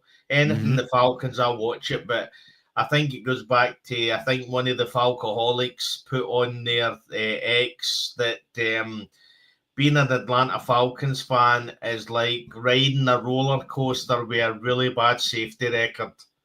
That's effectively what it's like being an Atlanta Falcons. You just don't know what's going to happen. The thrills and the chills. That's it. You said it, brother. And then I've got another one here. We've been recommended Atlanta 92.9 FM on game day. Tony Hall says that the guys from there, the Atlanta Falcons radio broadcast announcers, are very knowledgeable and great at announcing the game. So thank you for the recommendation, Tony. We'll be sure to check that one out. I've tried, Tony. I've tried my damnedest to get 92.9 the game, and in the UK, I just can't get it. I've tried all the radio. I think all the different radio apps. For some reason, it just doesn't allow me. Maybe get a VPN and just kid on I'm in America, and then I can listen to it. But yeah, there you go, Des. I was saying, as a gamer, we can live vicariously through our avatars, but it turns out we can also live vicariously through Jay. He lives 30 minutes for the stadium. So yes, please go and pass on the love for us. Yeah, please do. Honestly, somebody needs to go to that and put a picture of a goat, or as I said earlier, I said it to the Jet fans. If you're a Jet fans in Scotland, there's a statue in the middle of Glasgow. It's the Duke of Wellington, isn't it, mate? Duke of Yes, Wellington. And, yeah. and everybody, it's well known for having a cone, a traffic cone on its head. So effectively, the police don't do anything about it. They just allow this statue to have a traffic cone on its head. And we need to get to a point that the Goatman statue in New England has got a traffic cone on its head all the time. And that's my gift to the Jets fans. Especially. And if anybody is feeling particularly spicy, you can even spray a nice the S in red and the F in black. Give us a nice F on the traffic cone, just to remind them that Scotland sends their love. Yes, absolutely, absolutely. But yeah, as I say, it's been promised. There you go.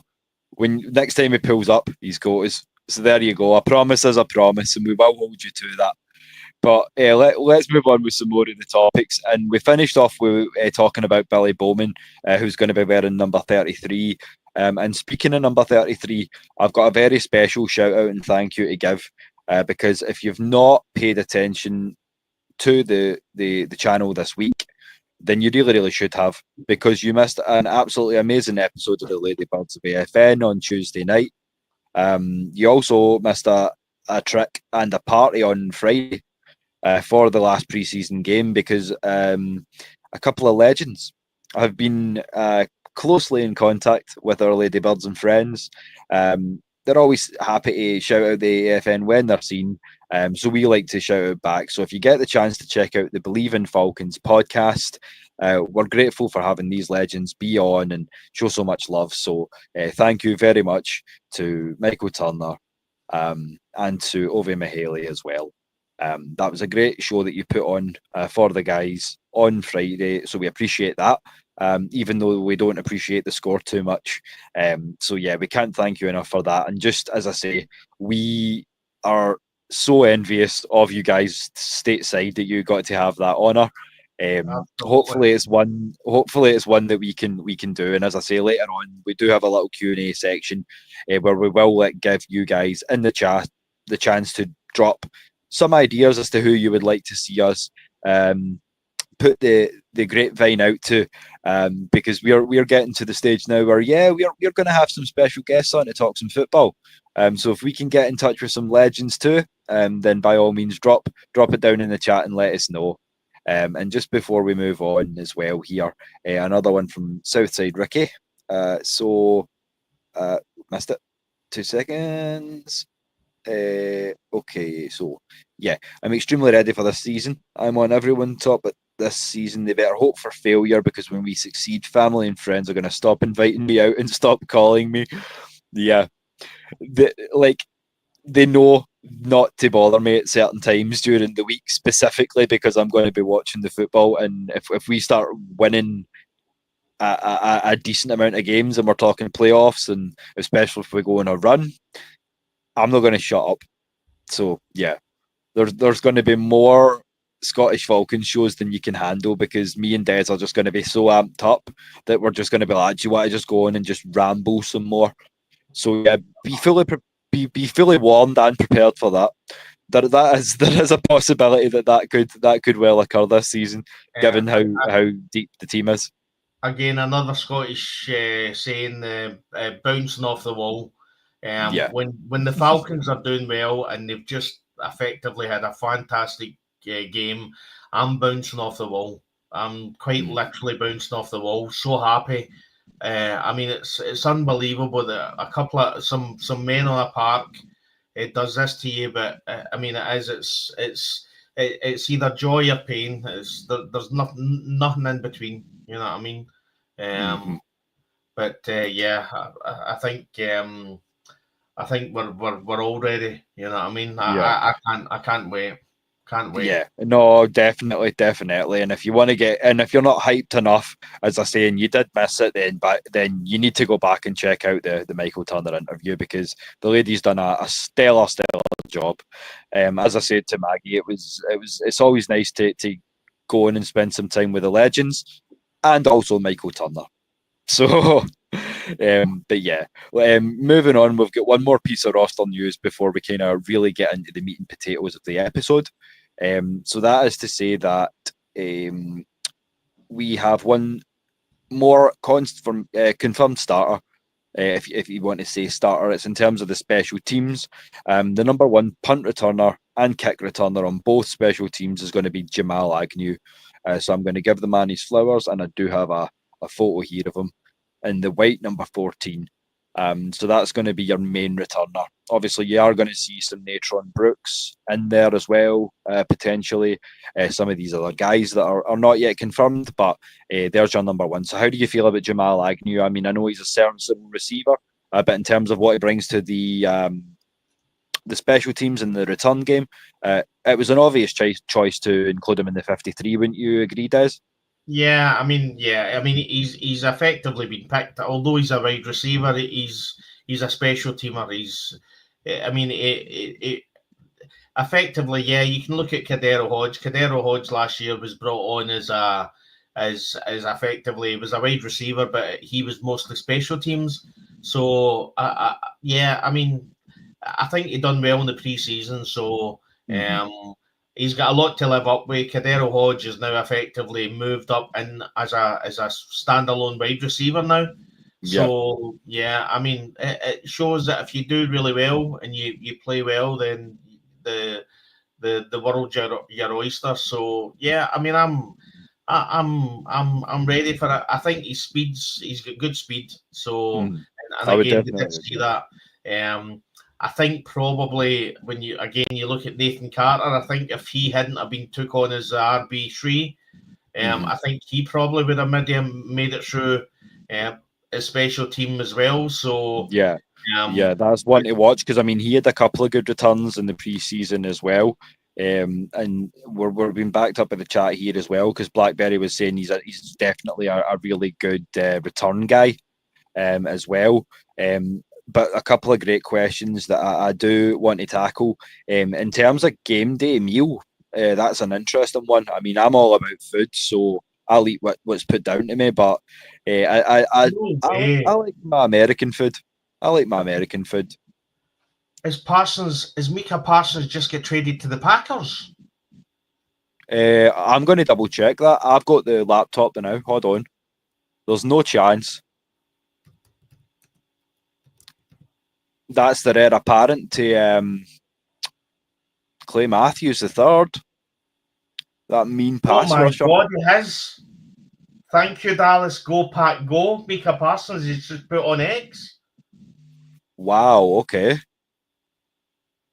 So We've not prepared, as you can probably see from the wide eyes and the reaction. But this is just coming through to just now. So thank you for breaking the news, Jay. Yeah, absolutely, Jay. Yeah, so it says Parsons and the Packers already have reached an agreement on a 4-year, $188 million contract. 4-year, 188. So you're talking 45. Ultimately, 45.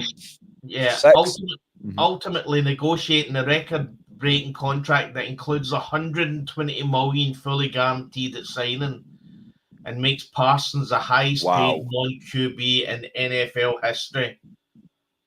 It's not. I don't think it's actually told. I don't think it's actually told you what they've traded to get him. But I mean, that is. I mean, listen. I know we talk about the Falcons, but that's a big news. That's a big NFL news. I mean, that is league changing, and I mean, I would double check that schedule again, because I still have it in the files for later on. But I'm pretty sure we see Green Bay this season, because I know we see Minnesota. Let me have a wee look.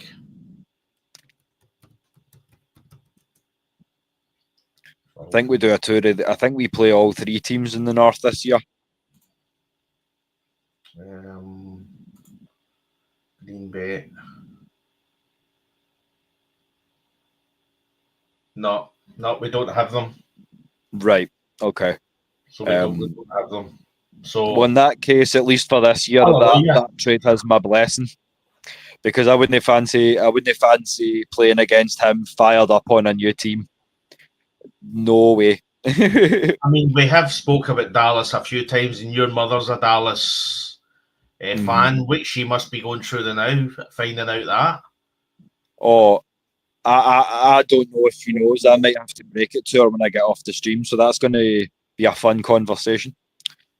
Because I mean, she's not a Packers fan. She hates. It's one of the 3 or 4 teams that she hates the most. So I'm sure she'll be absolutely thrilled. Oh dear. We spoke about this, and the one thing I said is that Jerry wouldn't let him out of Dallas. I mean, I am stunned by that. I really thought that, as you say, I really thought that he was going to pop open the checkbook and went, right, we've wrote million, we've put a 4 there, you fill in the second number. Like, I really thought it was going to be one of those deals. That is, I mean, I'll hold my judgment until I know what the compensation was, but that's bad business. That's a game-changing edge rusher.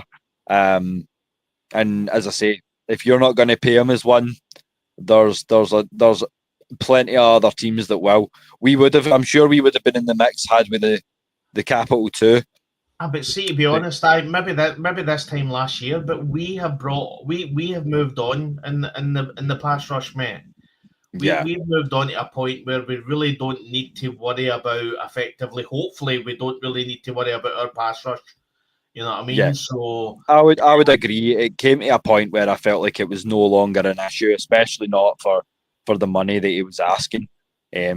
But yeah, just to return to the Jamal Agnew thing, I see a few comments in his regard as well. Yeah. And yeah, I wouldn't say he's a wasted roster spot, because I feel like he proved in Jacksonville, he proved in Detroit that he's willing to go after a ball. I love his heart and I love his tenacity, but my issue is that he's coming off an injury, and that play style is going to get him hurt again. But again, if he does get hurt, we're mighty deep at wide receiver, as Des already said earlier in the show. Well, and we've got some. Let's face it, we're pretty deep at return man as well, aren't we? At this point. Well, Avery Williams has been released. I think he get cut from, I don't know where. I think he was. Let me see where Avery Williams was. No, I'm not seeing anything.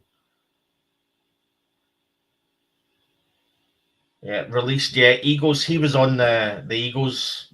Mm-hmm. I don't know whether they've put him back onto practice squad, but again, I thought Avery Williams. I mean, he had an injury as well, but I thought Avery Williams was decent.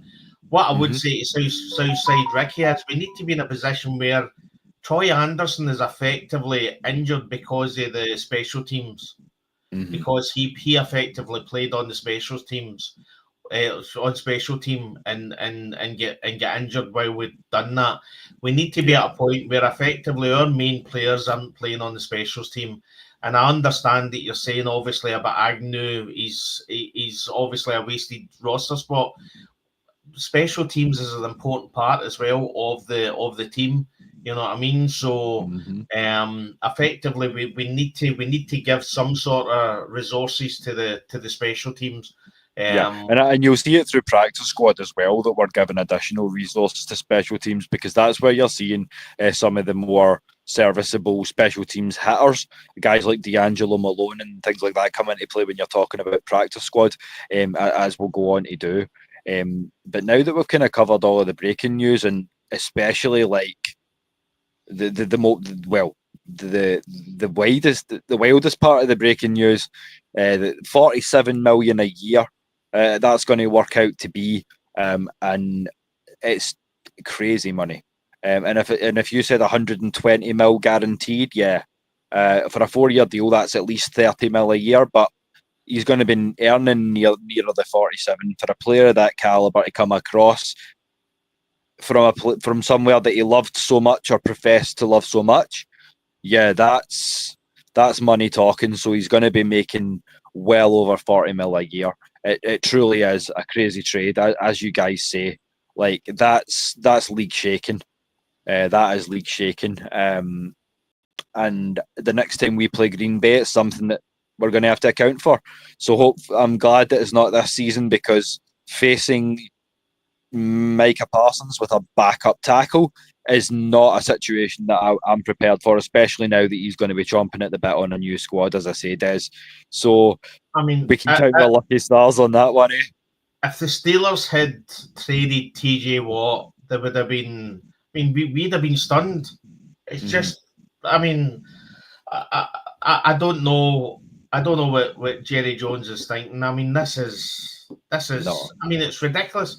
I mean, I'm seeing there just now. They're saying that it might be more of 137, so 136 million guaranteed. So, I mean... Yeah, because 120 would only be 30 mil a year, and that sounds a bit low. So, yeah, I'm guessing. Yeah, but that's guaranteed. This is where the mind blows. That's guaranteed at signing. Yeah. So, effectively, he'll probably be walking away with 60 or 70 million as a signing on. Yeah. I mean, that's the only way that the Packers... I don't think the Packers have got that much money in cap space. So they'll effectively have to do the look with some of their contracts to make this work. Yeah, and it's going to be tricky, because I think like some of their contracts are similar to ours. They've got a few guys that are just coming up for big contracts. So, because I know they've got a lot of younger guys as well. So it's going to be interesting to see how they can balance the books on that one. Listen, if you're going to make it work, you make it work. Simple as... I mean, if you can get Micah Parsons and whatever he's asking, you give him it. You know what I mean? I'm just baffled by Dallas. Why would Dallas do this? It's just, I mean, yeah. I'll be interested to see in the coming days what Jerry Jones, and I mean, this is something we can revisit on Saturday, and we usually do a little bit in and around the league section at the tail end of the show. So I'd love to kind of give this a couple of days to sink in and then revisit this with you, bro, because this is... I feel like you're not even getting the real reaction right now, because you and I are both so kind of like, whoa, wait, what? Just totally. NFL, there's literally the sleeping volcano has just exploded in the NFL. I mean, the media and they've got the cheek to call this the no fun league. Come on, give me a break. Do you know what I laugh about, mate? I've had it a few times now that I'm talking about the season's about to start. Obviously, the soccer season has started over here, so people are now starting to talk about soccer, and I'm going, well, my league's starting soon. I'm the NFL, and obviously I call it American football when I'm talking to people in the UK, and every one of them keeps on saying the same things. But it's stop, start. I mean, does that not put you off? And my words to them were, do I not look like a guy that likes my snacks? So the stop and start just means I can go and get another packet of crisps or another packet of M&Ms or something. You know what I mean? Absolutely. Like that, you'll see this. This is... I think it was actually Jeremy Clarkson. He's got a cheek to talk being English, because the Scots are even worse. But I think I've made this joke before on the stream, but the Americans see halftime and they use it as an excuse for a sing-song. We use halftime to go and get a pie. That's what halftime's for. We're not singing songs. We sing our songs all the way through the game. Halftime, so we can go and get a pie, or a bovril, which is something that is you guys don't drink over there. It's essentially warm seasoned beef stock. It's good for what ails you. Trust me. When you're standing in the stands and it's freezing. Yeah, October. We'll give it some due. We do get 3 nice days in August. I remember it was Tuesday, Wednesday, Thursday or summer last year. but no, like as I say, you invent these fixes, and Bovril was one of ours. When you grow up in Scotland, you'll know why. But Dallas is the new Cleveland Browns, yes. But at least they only overpaid one quarterback. They didn't build a whole 53-man roster based on them. So I guess like Cleveland still gets a little bit higher of a ridicule level for me, but only slightly, because it's also personal for me when you're talking about Dallas. As I say, every so often I'll have a Freudian slip and just have feel the need to go and sit on a couch somewhere. But no, I hate Dallas. Yeah, I truly do. I'm actually going to, and I need to check and see whether Dallas plays the Packers. Oh, that would be fun. Dallas Cowboys. Let me see who they play. So they've got so the Eagles, the Giants, the Bears, the Jets, the Packers. The 29th of September. Put that one in your calendars, folks, because I'm not being funny. I'm going to cross my fingers that they are on a different time window to us, because I'm offering you guys a double header. Des, speak to Cam. We'll make it happen. Let's do a double header of Falcons, whoever we are playing that week. It's 1:20 in the morning, so it's obviously a prime time game. Oh, if it isn't, it was going anyway. Maggie said it first. Oh shit! Yeah, that's that. We're doing a double header. That's must. There's no sleep that night, Des. Brilliant. And before that, Maggie said, crazy trade. Absolutely. Oh, yeah. Just an absolute crazy trade. What Jerry Jones is thinking about, I don't know. I mean, honestly, they're going to hunt that man down. I mean, honestly. It really, really is. You know what? As if they didn't have enough to ridicule him with. I mean, I went on. Just a wee aside. I don't like to share too much behind the scenes, but I will give you a little sneak peek. So I was preparing my media assets or pictures for the layouts to show you guys, and I went on and casually searched Jerry Jones meme. Now I said to Des, it normally takes me anywhere from around about 3 to around about 6 or 7 hours to put together a show of real quality. That one was nearer 7, and I think I spent 4 just scrolling through memes, because I'm like, no, I can't just. They're going to think I hate Dallas and I'm not being professional. And there was so many. I kid you not. Being ridiculing a Dallas Cowboys fan is so easy. Like, I don't even have to write the book. The book is written for me. I just need to take a few pages. I've got to say, Ricky, you're a bad man. My pop is a Cowboy fan. I'm on my way to visit him now to laugh his ass off. Well, do you know what? We've got that in Kelman. My mum and your pops. So see, when you do get to his place, give him my love too. Give him an extra few decibels. He deserves it, because you don't let a player of that caliber go. You just don't. I mean, we spoke about it, and I said at some point, I said, listen, there's no point talking about, because we had this with Lamar Jackson. Mm-hmm. When people, all the Falcons fans were coming out saying Lamar Jackson was available. Lamar Jackson was never available at quarterback for the Falcons. No. Garbage. No. And it was the same with Micah Parsons. We could get Micah Parsons. We were never getting Micah Parsons, you know what I mean? No. We didn't have the cap space. We weren't going to destroy the next 4 years a cap space to effectively bring in a player that, listen, we don't really need now. I'm hoping that we don't need now. I 100% agree, because in the next 3 or 4 years, I hope the group that we've got in our front seven is going to progress to where, even as a unit, I don't need one guy, but to whereas even as a unit, we can match the production that he's going to bring in Green Bay. Well, we don't want a Micah Parsons. We want a James Pierce Jr.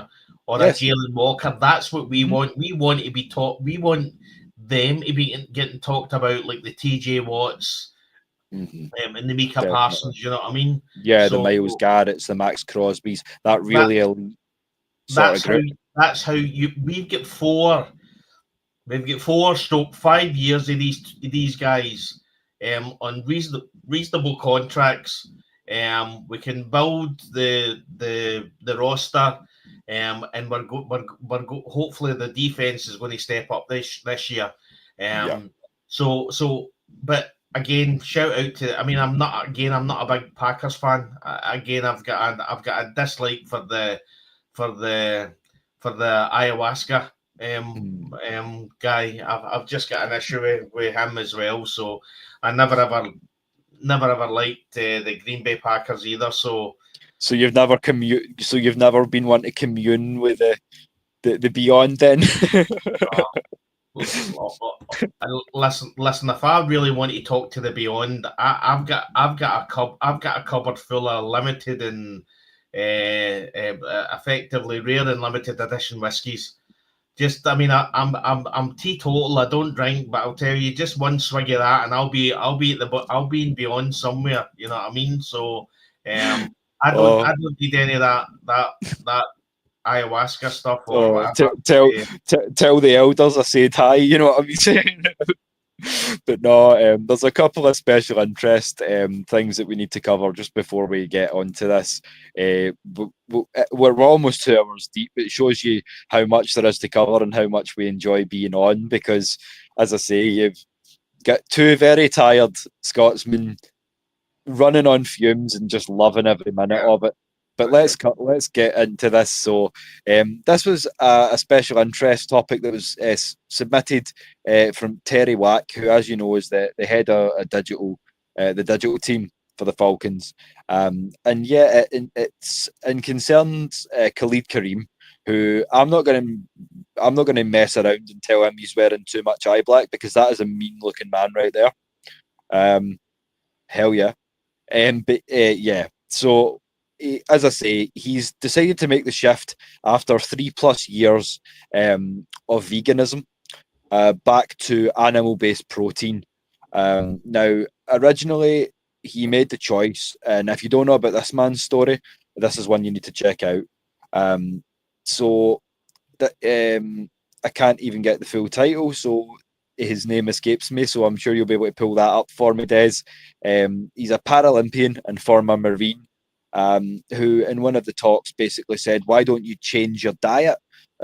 Because essentially when he lost his leg, there was 15 surgeries, and just switching to vegan eating, not plant-based proteins, he was able to essentially heal, to get better sleep, to have a better quality of life.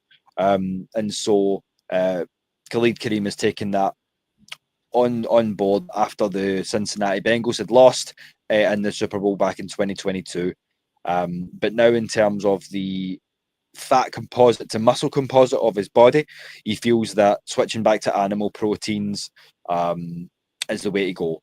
Now, I'm not sure because I've never tried veganism, but in terms of on the field results, Des, do you think that's something that maybe I don't know in terms of nutrition if that making that kind of switch is going to impact his play? What do you think? Yeah, I don't think it's a coincidence that he moves to Atlanta.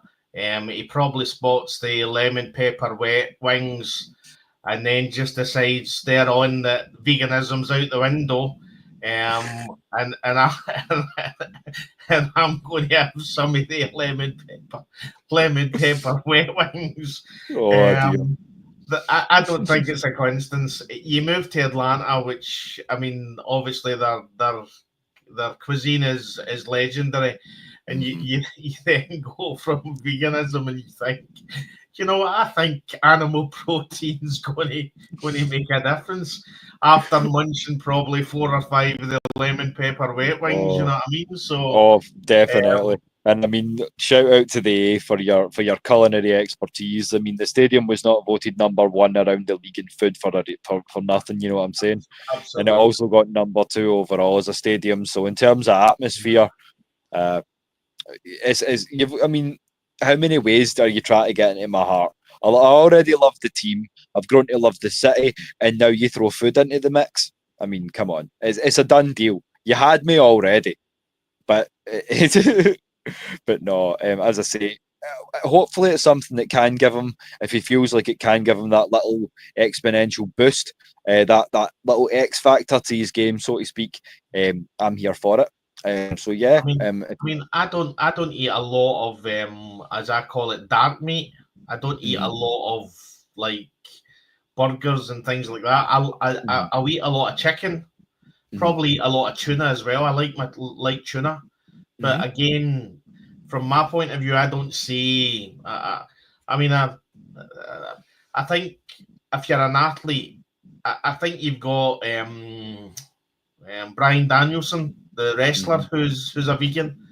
But if you're putting your body through that, your body needs. I mean, I'm not a nutritionist, but your body needs a lot of you get a lot more protein from animal, like chicken and all that. So, we don't. As I say, we would rather not kill animals. You know what I mean? I understand all that, but effectively, No, I understand the ethics, and it's not really my place to comment. I mean, for me, I understand that the animals are free range, so they're bred.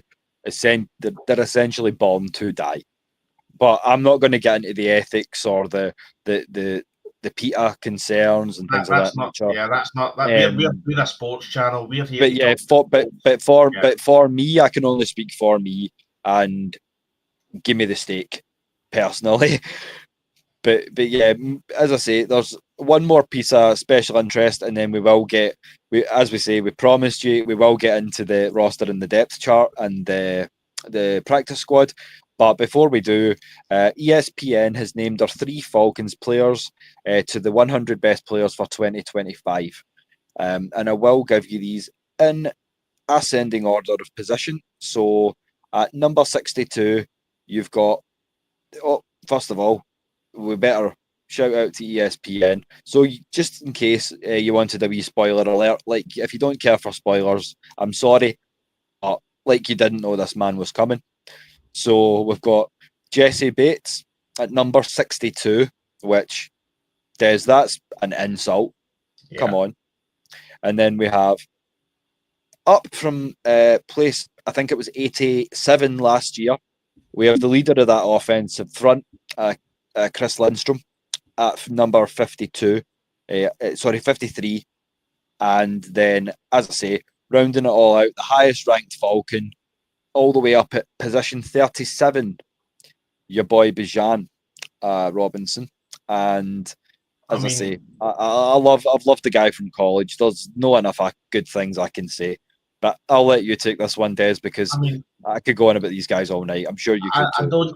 I don't know what one offends me more, to be honest, on the ratings. I mean, I seen a comment from somebody in one of the media guys on X saying that Bijan is like number 37 on ESPN and was like 52nd or some non-NFLs. But it may have even been more than that. It was pretty. I remember being angry. Yeah, but it's going to be the number 1 player on fantasy football for everybody. You know what I mean? So, because I mean, you told that story about your friend in the fantasy football, or the person you'd read about. He's like, B. Robinson, got to be my first pick. Boom, Brian Robinson Jr. Brian Robinson, yeah. But again, this, I mean, Lindstrom at 53. I mean, he's one of the best O-linemen in the NFL. You know what I mean? And Bates at 62, he's the best safety in NFL by far. You know what I mean? And for me, it says one of two things. Either certain position groups are underappreciated, or just the Falcons are as a franchise. And I feel like both are partially true. Well, at least in certain circles.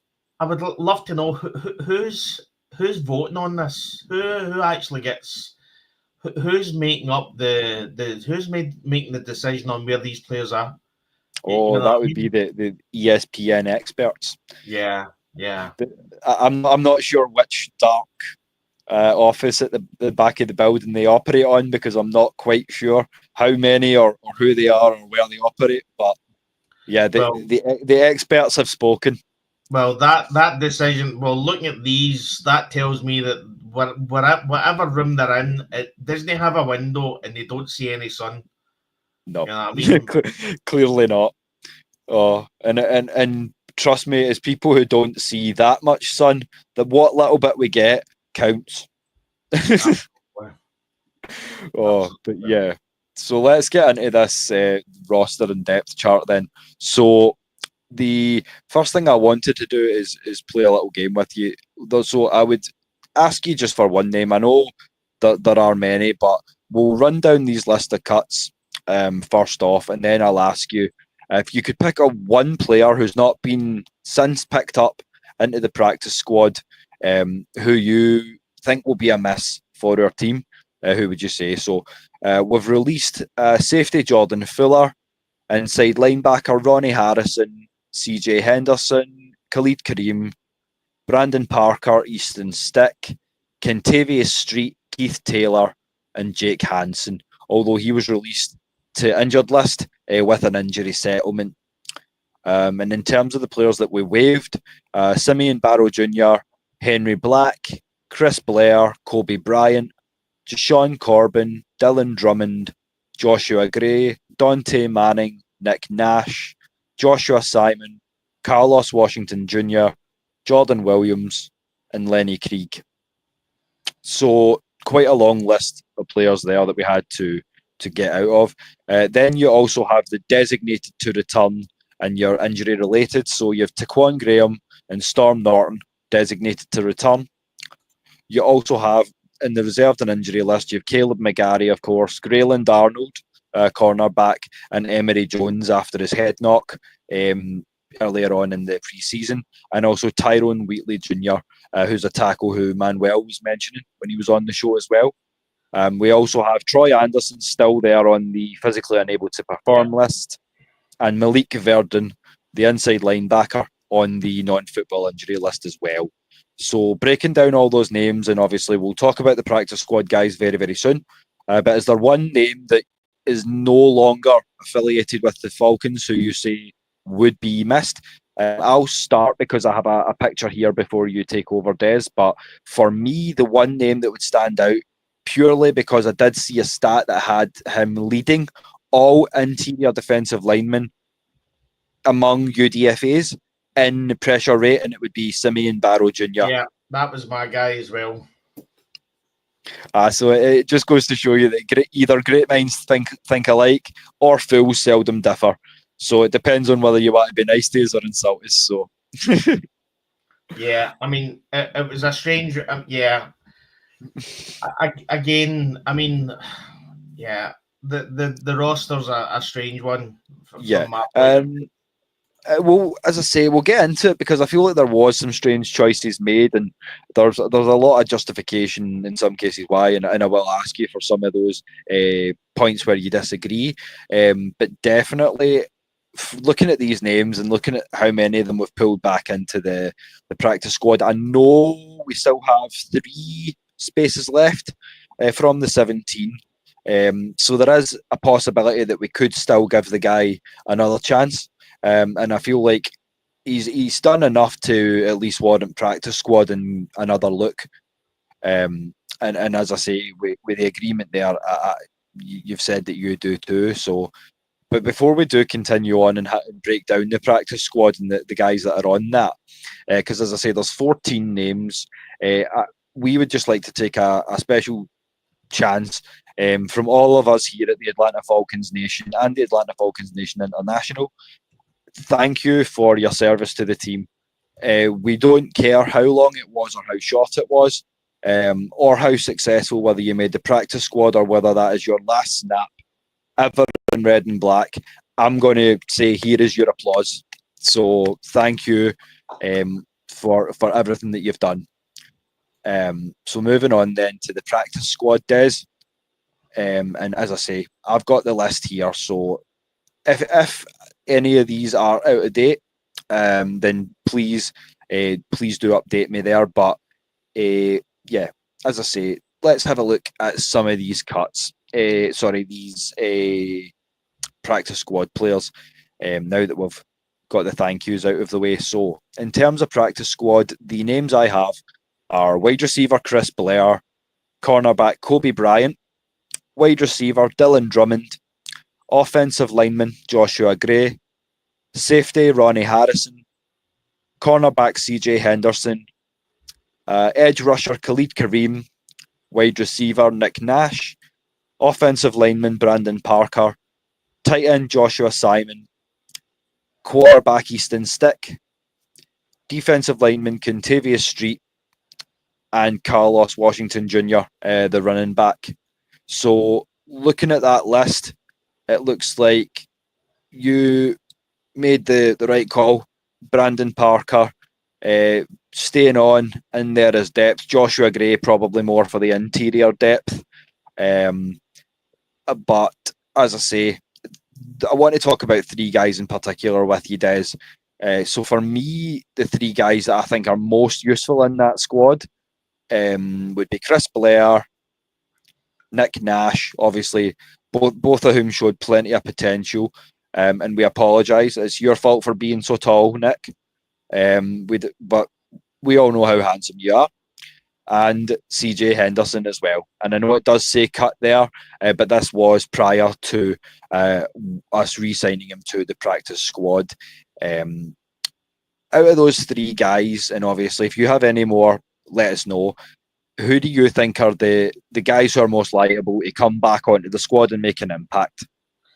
Well, I think CJ Henderson straight away because he's effectively a veteran NFL player. Mm-hmm. I think he came in quite late, so I think he was always. I think he'll go to the practice squad, but I think at some point they will bring him up to the main squad. I think it's just down to the fact that he didn't have enough time to get used to the scheming and how Jeff Ulbrich wants the defense to work. I think that was the main issue. Yep. The fact that if they'd have brought him in, well, and they didn't see a spark there that they think is worth them keeping, then they probably wouldn't have kept him in the practice squad either. I mean, look at what they've done with CJ Shark. You know what I mean? Yeah. See, he's gone.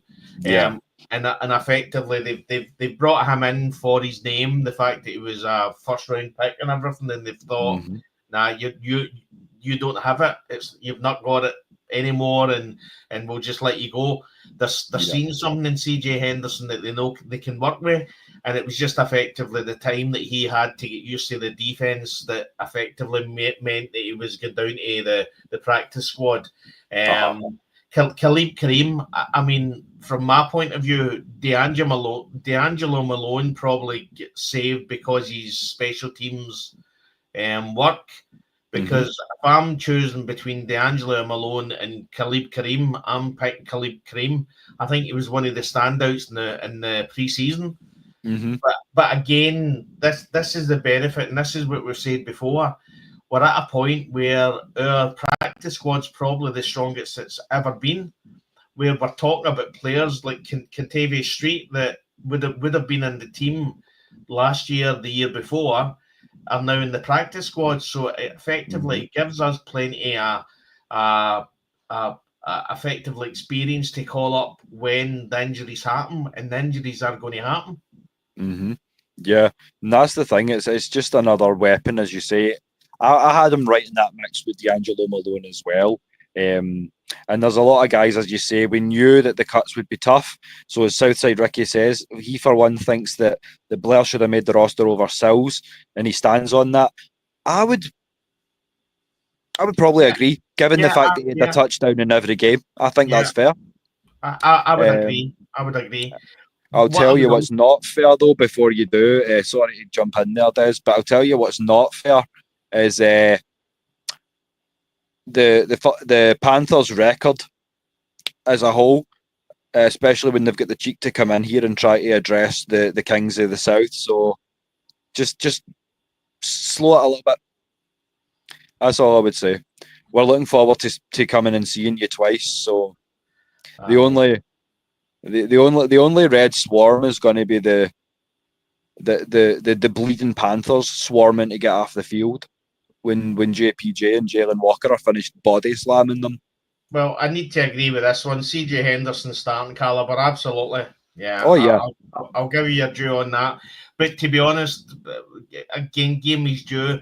He went to two teams, and people are trying to work out why he hasn't lived up to the first round potential. Well, he went to the Jacksonville Jaguars, which was never. I mean, that's never going to get your juices flowing for win rate.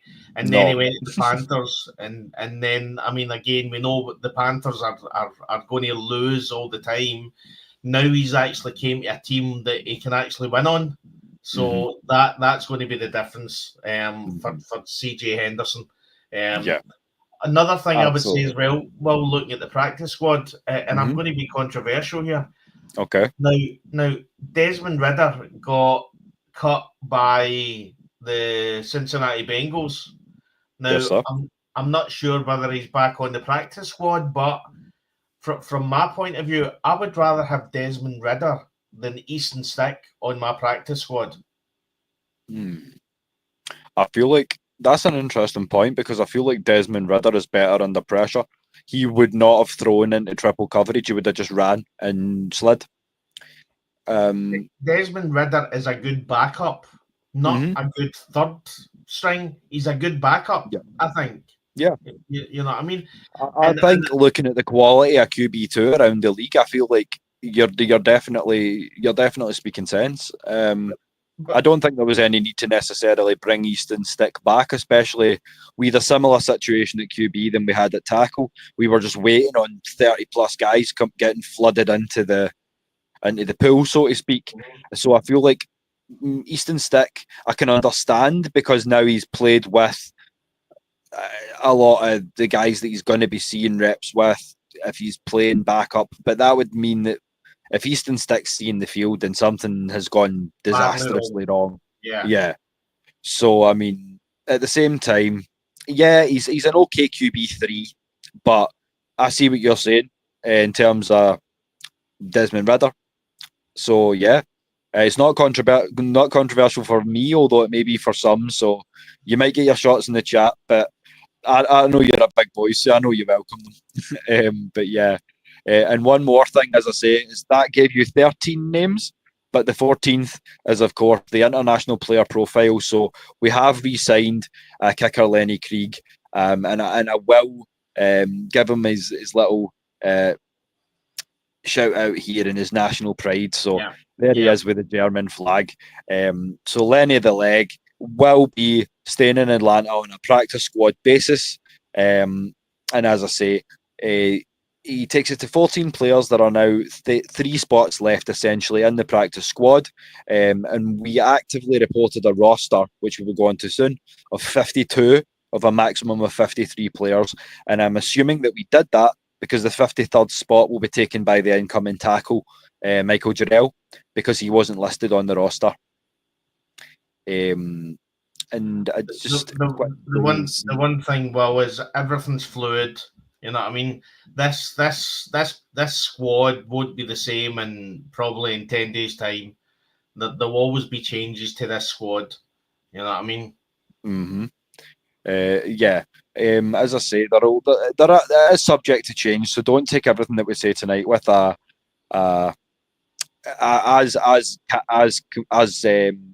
like gospel. As gospel. Yeah, so it could change. And just to jump in there, we are from neither Boston nor Ireland. We are from basically the race of people who helped to build most of your country. We are Scottish, as the show title would suggest. Yes. So tell us, Roadmaster, what part of the States are you hailing from, or are you one of the international family? And I use the term family loosely because you're coming in here and talking about the Pussycats. Panthers. Yeah. And shout out to Kelvin. He's got a question here. I think more than one from practice squad will suit up. Suit up, yeah. After bye, we got 13 straight weeks of games, which is, again, fair comment, Kelvin. Yeah. And that is the last question I was going to say to you, is in terms of just like especially when you take into account the fact that we've got 14 straight games or 13 straight games all the way through from the bye week, it's going to be tough to do. So I'm going to ask you, is it the best free agency pool in the NFL? Absolutely. I mean, as I say, you've got players there to develop. Kobe Bryant, again, these players, Nick Nash, these players have to be developed. And there's a few veterans on the practice squad as well, which again is a benefit. So you've got like the Brandon Parker, Carlos Washington Jr. has been here quite a few years. Kentavious Street, you've got as well, CJ Henderson, Ronnie Harrison. You know what I mean? So there's a mix of rookies and veterans on that, which is what you're looking to do. And obviously the fact that we can effectively have 17 players on there, because it's always 16 players, but we can have 17 because obviously Lenny Craig is an international player. So effectively we've got an extra player there for free, to be honest. Yeah, I agree with you. Especially now that he's cleared waiving on his back, he's ours essentially. So having that extra kicker, especially with Koo's inconsistencies, and we still don't know quite where he is injury wise, it's definitely a good thing to have. But before we get into any, so Rod Master says I'm assuming that's South Carolina, but travelled Europe and the Middle East in the Navy. So again, I'm not American, but we thank you for your service. So 100%. So take the rivalry out of it. Trash talk being what it is. It's good to have you in the channel, mate. Yeah, although we don't like the fact that you're a Panther, obviously you served your country, so respect, mate, respect. And as I say, it's all love until the first whistle goes, and then we can get a pint afterwards. It's the way I've always looked at it. But until that time, as I say, I have to give these guys due. I mean, see if I had I'd be going at the first bullet getting shot over my head. You know what I mean? I'm just no built for war. So the fact it takes a special sort. The fact that these guys effectively volunteer to go and do this, I shout out respect to the guys. You know what I mean? 100%. And thank you for the flowers in return, because as I say, as international fans, we are thrilled just to talk with each other about it, but to have a direct link to the US is just insane for us, and at the same time just so awe-inspiring. I think the whole point to do this, was the fact that we don't bump into people in the street that want to talk about the NFL. So effectively, this gave us a chance to. I mean, you're not too far away from me. You're probably about 20-25 miles away from me. So give or take. Yeah. So again, it's not that bad. But again, you don't bump into people in the street that have got NFL jerseys on, and you can talk to them about football. When you do bump into somebody, they tend to have the jersey was bought by their auntie for their birthday 2 years ago, and they ran out of t-shirts, and that was the only t-shirt that was clean. You know what I mean? So I mean that's effectively as good as it gets over here for us guys. So or the sunsuit. So I put on the netty one. That's one you'll hear a lot, because we don't see the sun, so we'll take any excuse. What we would refer to as taps off weather or tops off weather. The best way to do that and not get bare chested would be to go in a jersey. The 15 or 16 degrees here is taps off weather. Aye. Well, as we say, it hits different because of the air as well, because it's that dry heat just hits different. You can't breathe, and it's clammy. But before we spend the rest of the night talking crap, we'll move on to the actual roster itself. So so we're going to just do a quick run through the offense and then the defense. So we've got at quarterback Michael Penix Jr. and Kirk Cousins, only two. So that's a little bit worrying. But as you say, we could have easily got a QB3 in there of a bit more quality than Easton Stick. But again, subject to change. Running backs 3, Bijan Robinson, Tyler Algier, Nathan Carter. Now, congratulations to Nathan Carter, because I think he was stellar throughout pre-season. So definitely made the cut for me. What I'm going to say is I can't wait to watch Nathan Carter behind our first string of offensive line. Oh yeah. I think, and listen, and I know it's controversial, but I'm telling you now, the Atlanta Falcons are looking at Nathan Carter as a replacement for Tyler Algier when he gets a big contract that the Atlanta Falcons are not going to be able to match at the end of this season. You know what I mean? Yeah. I think different kind of players, but yeah, I when you see what he'd done during the preseason, let's be honest, a very average O-line and run blocking. Then I can't wait to see what he does, and I hope they don't hold him back. I hope they play him in the games. And literally, because his burst of speed is it's something to behold. It's phenomenal watching how. You know what? Like we all know Bijan's 40 time coming out was pretty impressive. I think Nick Carter might be faster, step for step. He's not as shifty, but I think straight line speed. I think he's maybe quicker. And as you say, it's great to have all three guys in the backfield in 1 year, because now you've got the power, you've got the movement, and you've got the pure speed. So pick your poison. It's a good problem to have, right? Absolutely. I mean, and again, that's the benefit of the three running backs. They are all different. So again, it's all to do with what defense you're up against. You know what I mean? So yeah, and as I say, like we have the ability to kind of keep defenses guessing and just keep the guys fresh. More importantly, because we've got all different weapons and assets and plays and schemes and patterns that we can throw at you. And now we're on to the pass catchers, so the wide receivers and tight ends. So wide receivers, there are 7 listed: Drake London, Darnell Mooney, Ray McLeod III, Kadaro Hodge, Casey Washington, David Sills V, and Jamal Agnew. And again, Jamal Agnew makes it purely on the basis of returner, and I agree with keeping Chris Blair over Sills. Sills did enough to take Blair's spot in the practice squad for me, but I would have made a swap. I agree with who was it that said it down in the comments? Ricky. I agree with that one. And then with your tight ends, Kyle Pitts Sr., Charlie Werner, your boy made it, Felipe Franks. And for once, I actually got to say it properly because I've been calling him Felipe Blanks recently. But no, he proved me wrong, and he's still here. So kudos. We will be seeing him wearing the 84 for a little while longer. And I did say in the back of one of the shows that he really shouldn't have Roddy White's number, but that's neither here nor there. And then Tegan Quatoriano.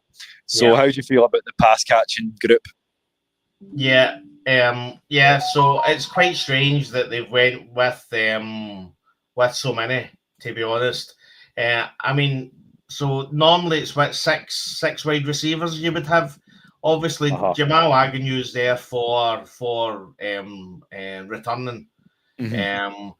But I mean, Drake London, Darnell Mooney, Ray McLeod, Kadero Hodge, Casey Washington again. Drake London said how phenomenal he's been in training and everything. So again, for the reason that I like seeing Casey Washington there, it's the same with Chris Blair. Chris Blair kind of has been around the team. So for me, that's where I would go. I would put Chris Blair in before David Sills. You know what I mean? I would agree. And then before we go on with the offensive line, a couple of questions here. So I'll let you take this one, Des, and I'll take the second. So how do you feel about Kendall Fuller being back? Jordan Fuller, Jordan Fuller, sorry. Yeah. As far as I seen, Blackberry, it was just effectively roster shenanigans. Seemingly, Jordan Fuller couldn't be so effectively. You couldn't waive him strange, and nobody could pick him up. So effectively, they were able to cut him, and nobody could actually pick him up. Okay. I don't know the reason behind that, but again, I've seen it on X, and a few people have discussed that. That effectively they cut him because nobody was able to pick him up. Okay. And effectively it was just a bit of roster shenanigans. So effectively they cut him. Effectively to get some of the people that are going to go on to IR onto the squad, so that they can go on to IR. Right. But yeah, I can see the justification for it. Looking at this roster here, we'll get on to it, but it says we only have 3 safeties. So I would take them just for sheer safety depth, just because we don't have a lot of true safeties. So, I mean, that's the one reason that I think it is good to have him back. Yeah, and again, he's a good backup. I don't see an issue with him. He's learning from the best, and Jesse Bates. Oh yeah, absolutely. And as I say, if there's guilt by association, why not greatness as well? So who knows? Maybe if Jesse's got the Midas touch, he can turn that whole defensive secondary to gold. Let's hope so. And then I'll take the next question here, which I liked as well. So if I can get to it, right? Okay, so what's my view on the Packers? 47 million a year. Yeah, we were talking about it a little earlier on. It's an absolutely insane trade, Kelvin. Yeah, we were talking about it broke. So one of the people in the chat had mentioned that the Packers had got Parsons while we're live, and like you'll have to watch the replay to see my reaction to that, because it was pretty spur of the moment. And I found out something that was dropped in the behind the scenes chat as well. According to this, part of their compensation is Kenny Clark. Kenny Clark's going to Dallas. Right. Okay. So that's an interesting move. A safety. So there you go. I don't know, but apparently there's been some fleecing going on. As I say, we are right in the thick of it right now, but we will get back to you and give you some more updates on that when we know more. Yeah. But from what I can see here, as you said earlier, that part of the Saturday show we go into around the NFL, and we'll probably go into quite a bit on that.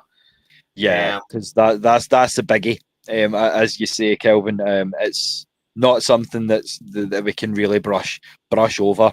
But yeah, and in a way, I'm glad that we've been able to stay on this long and entertain you for so long, because it's been an entertaining show for us as well, because that's the first time we've got to react to like really, really huge news live on stream. So that was fun. And just to let all of you know, we are now hitting 11 o'clock at night in Scotland. So if we're looking a wee bit worse for wear and we're looking a wee bit tired, then it's because it's bedtime for me quite soon, to be honest.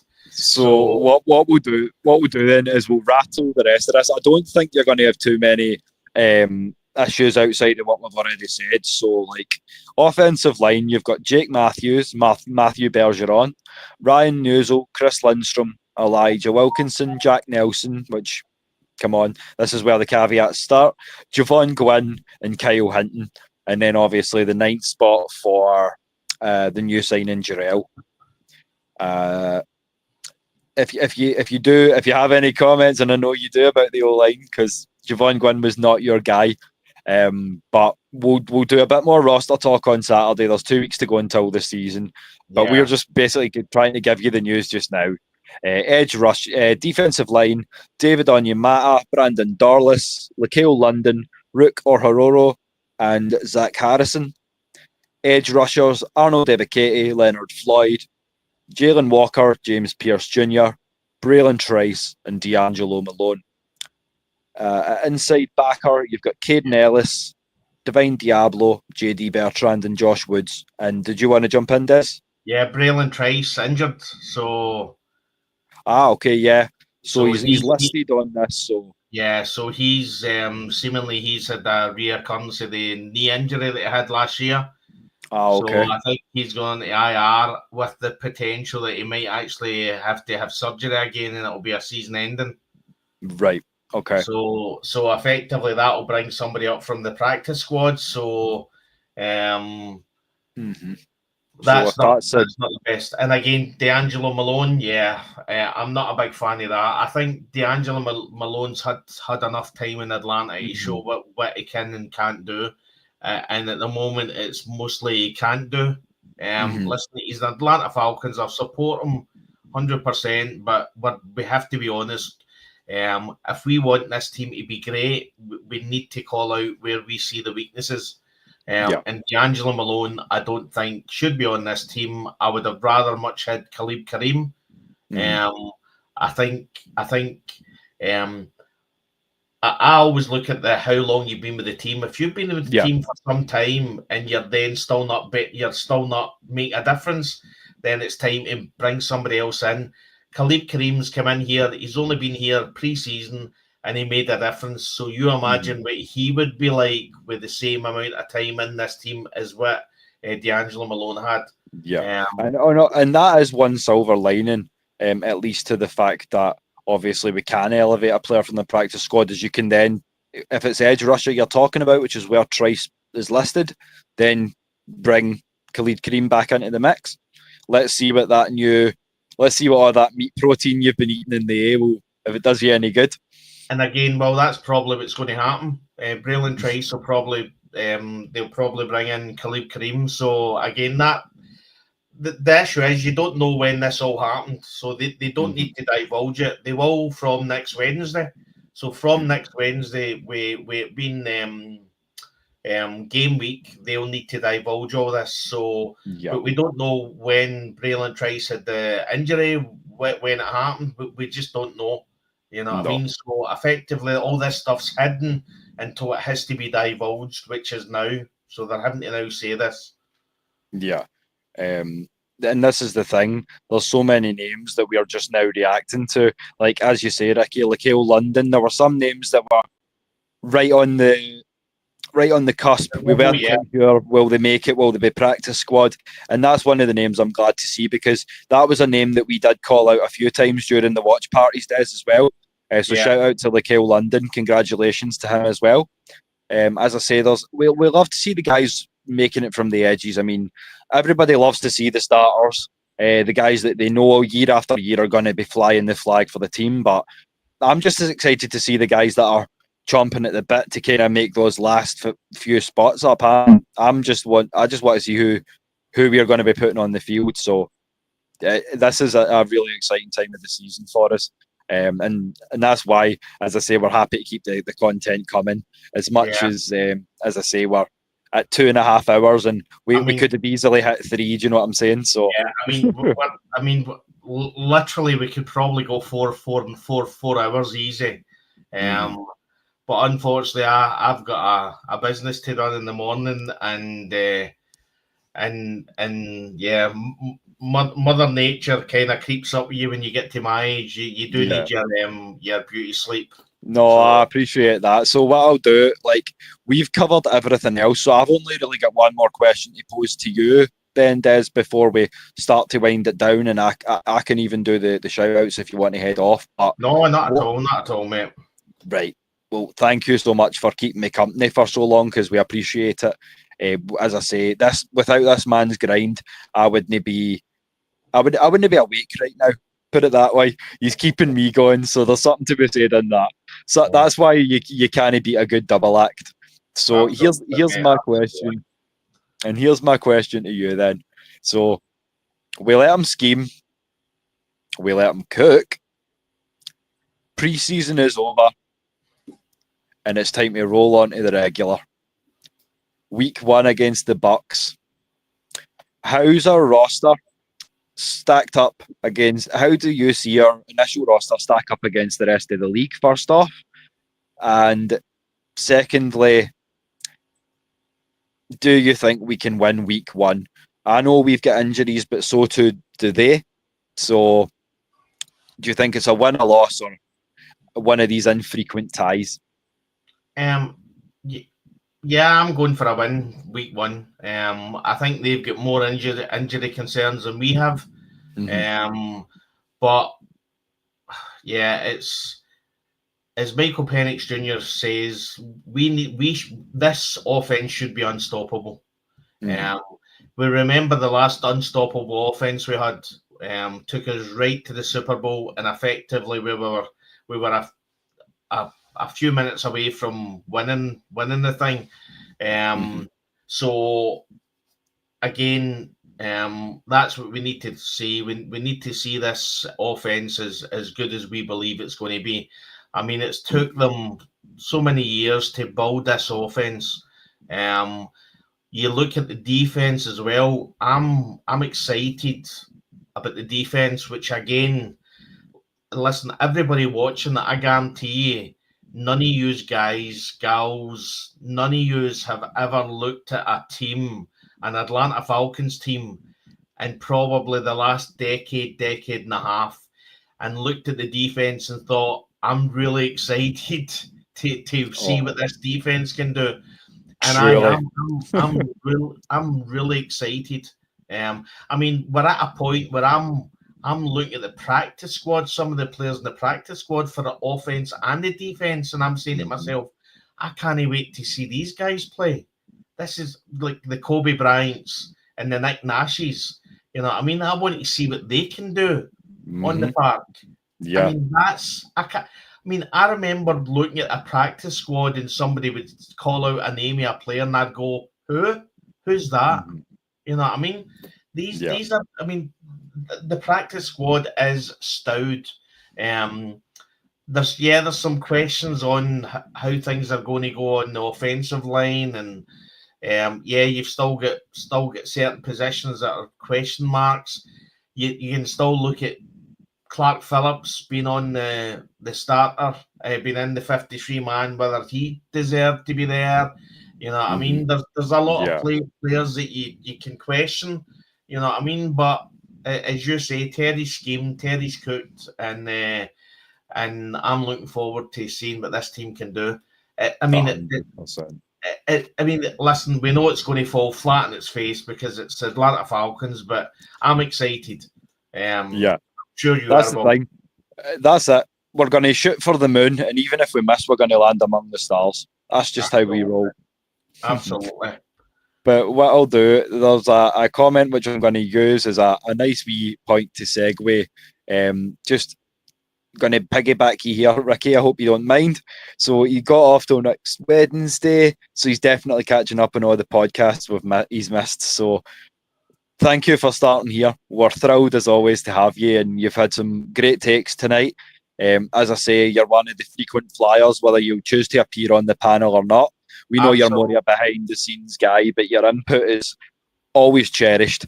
And that goes for all of you down in the chat. So I've got a couple of closing things just to kind of run by you while we finish up. So we would, as always, we would encourage you to join the Kilted Revolution.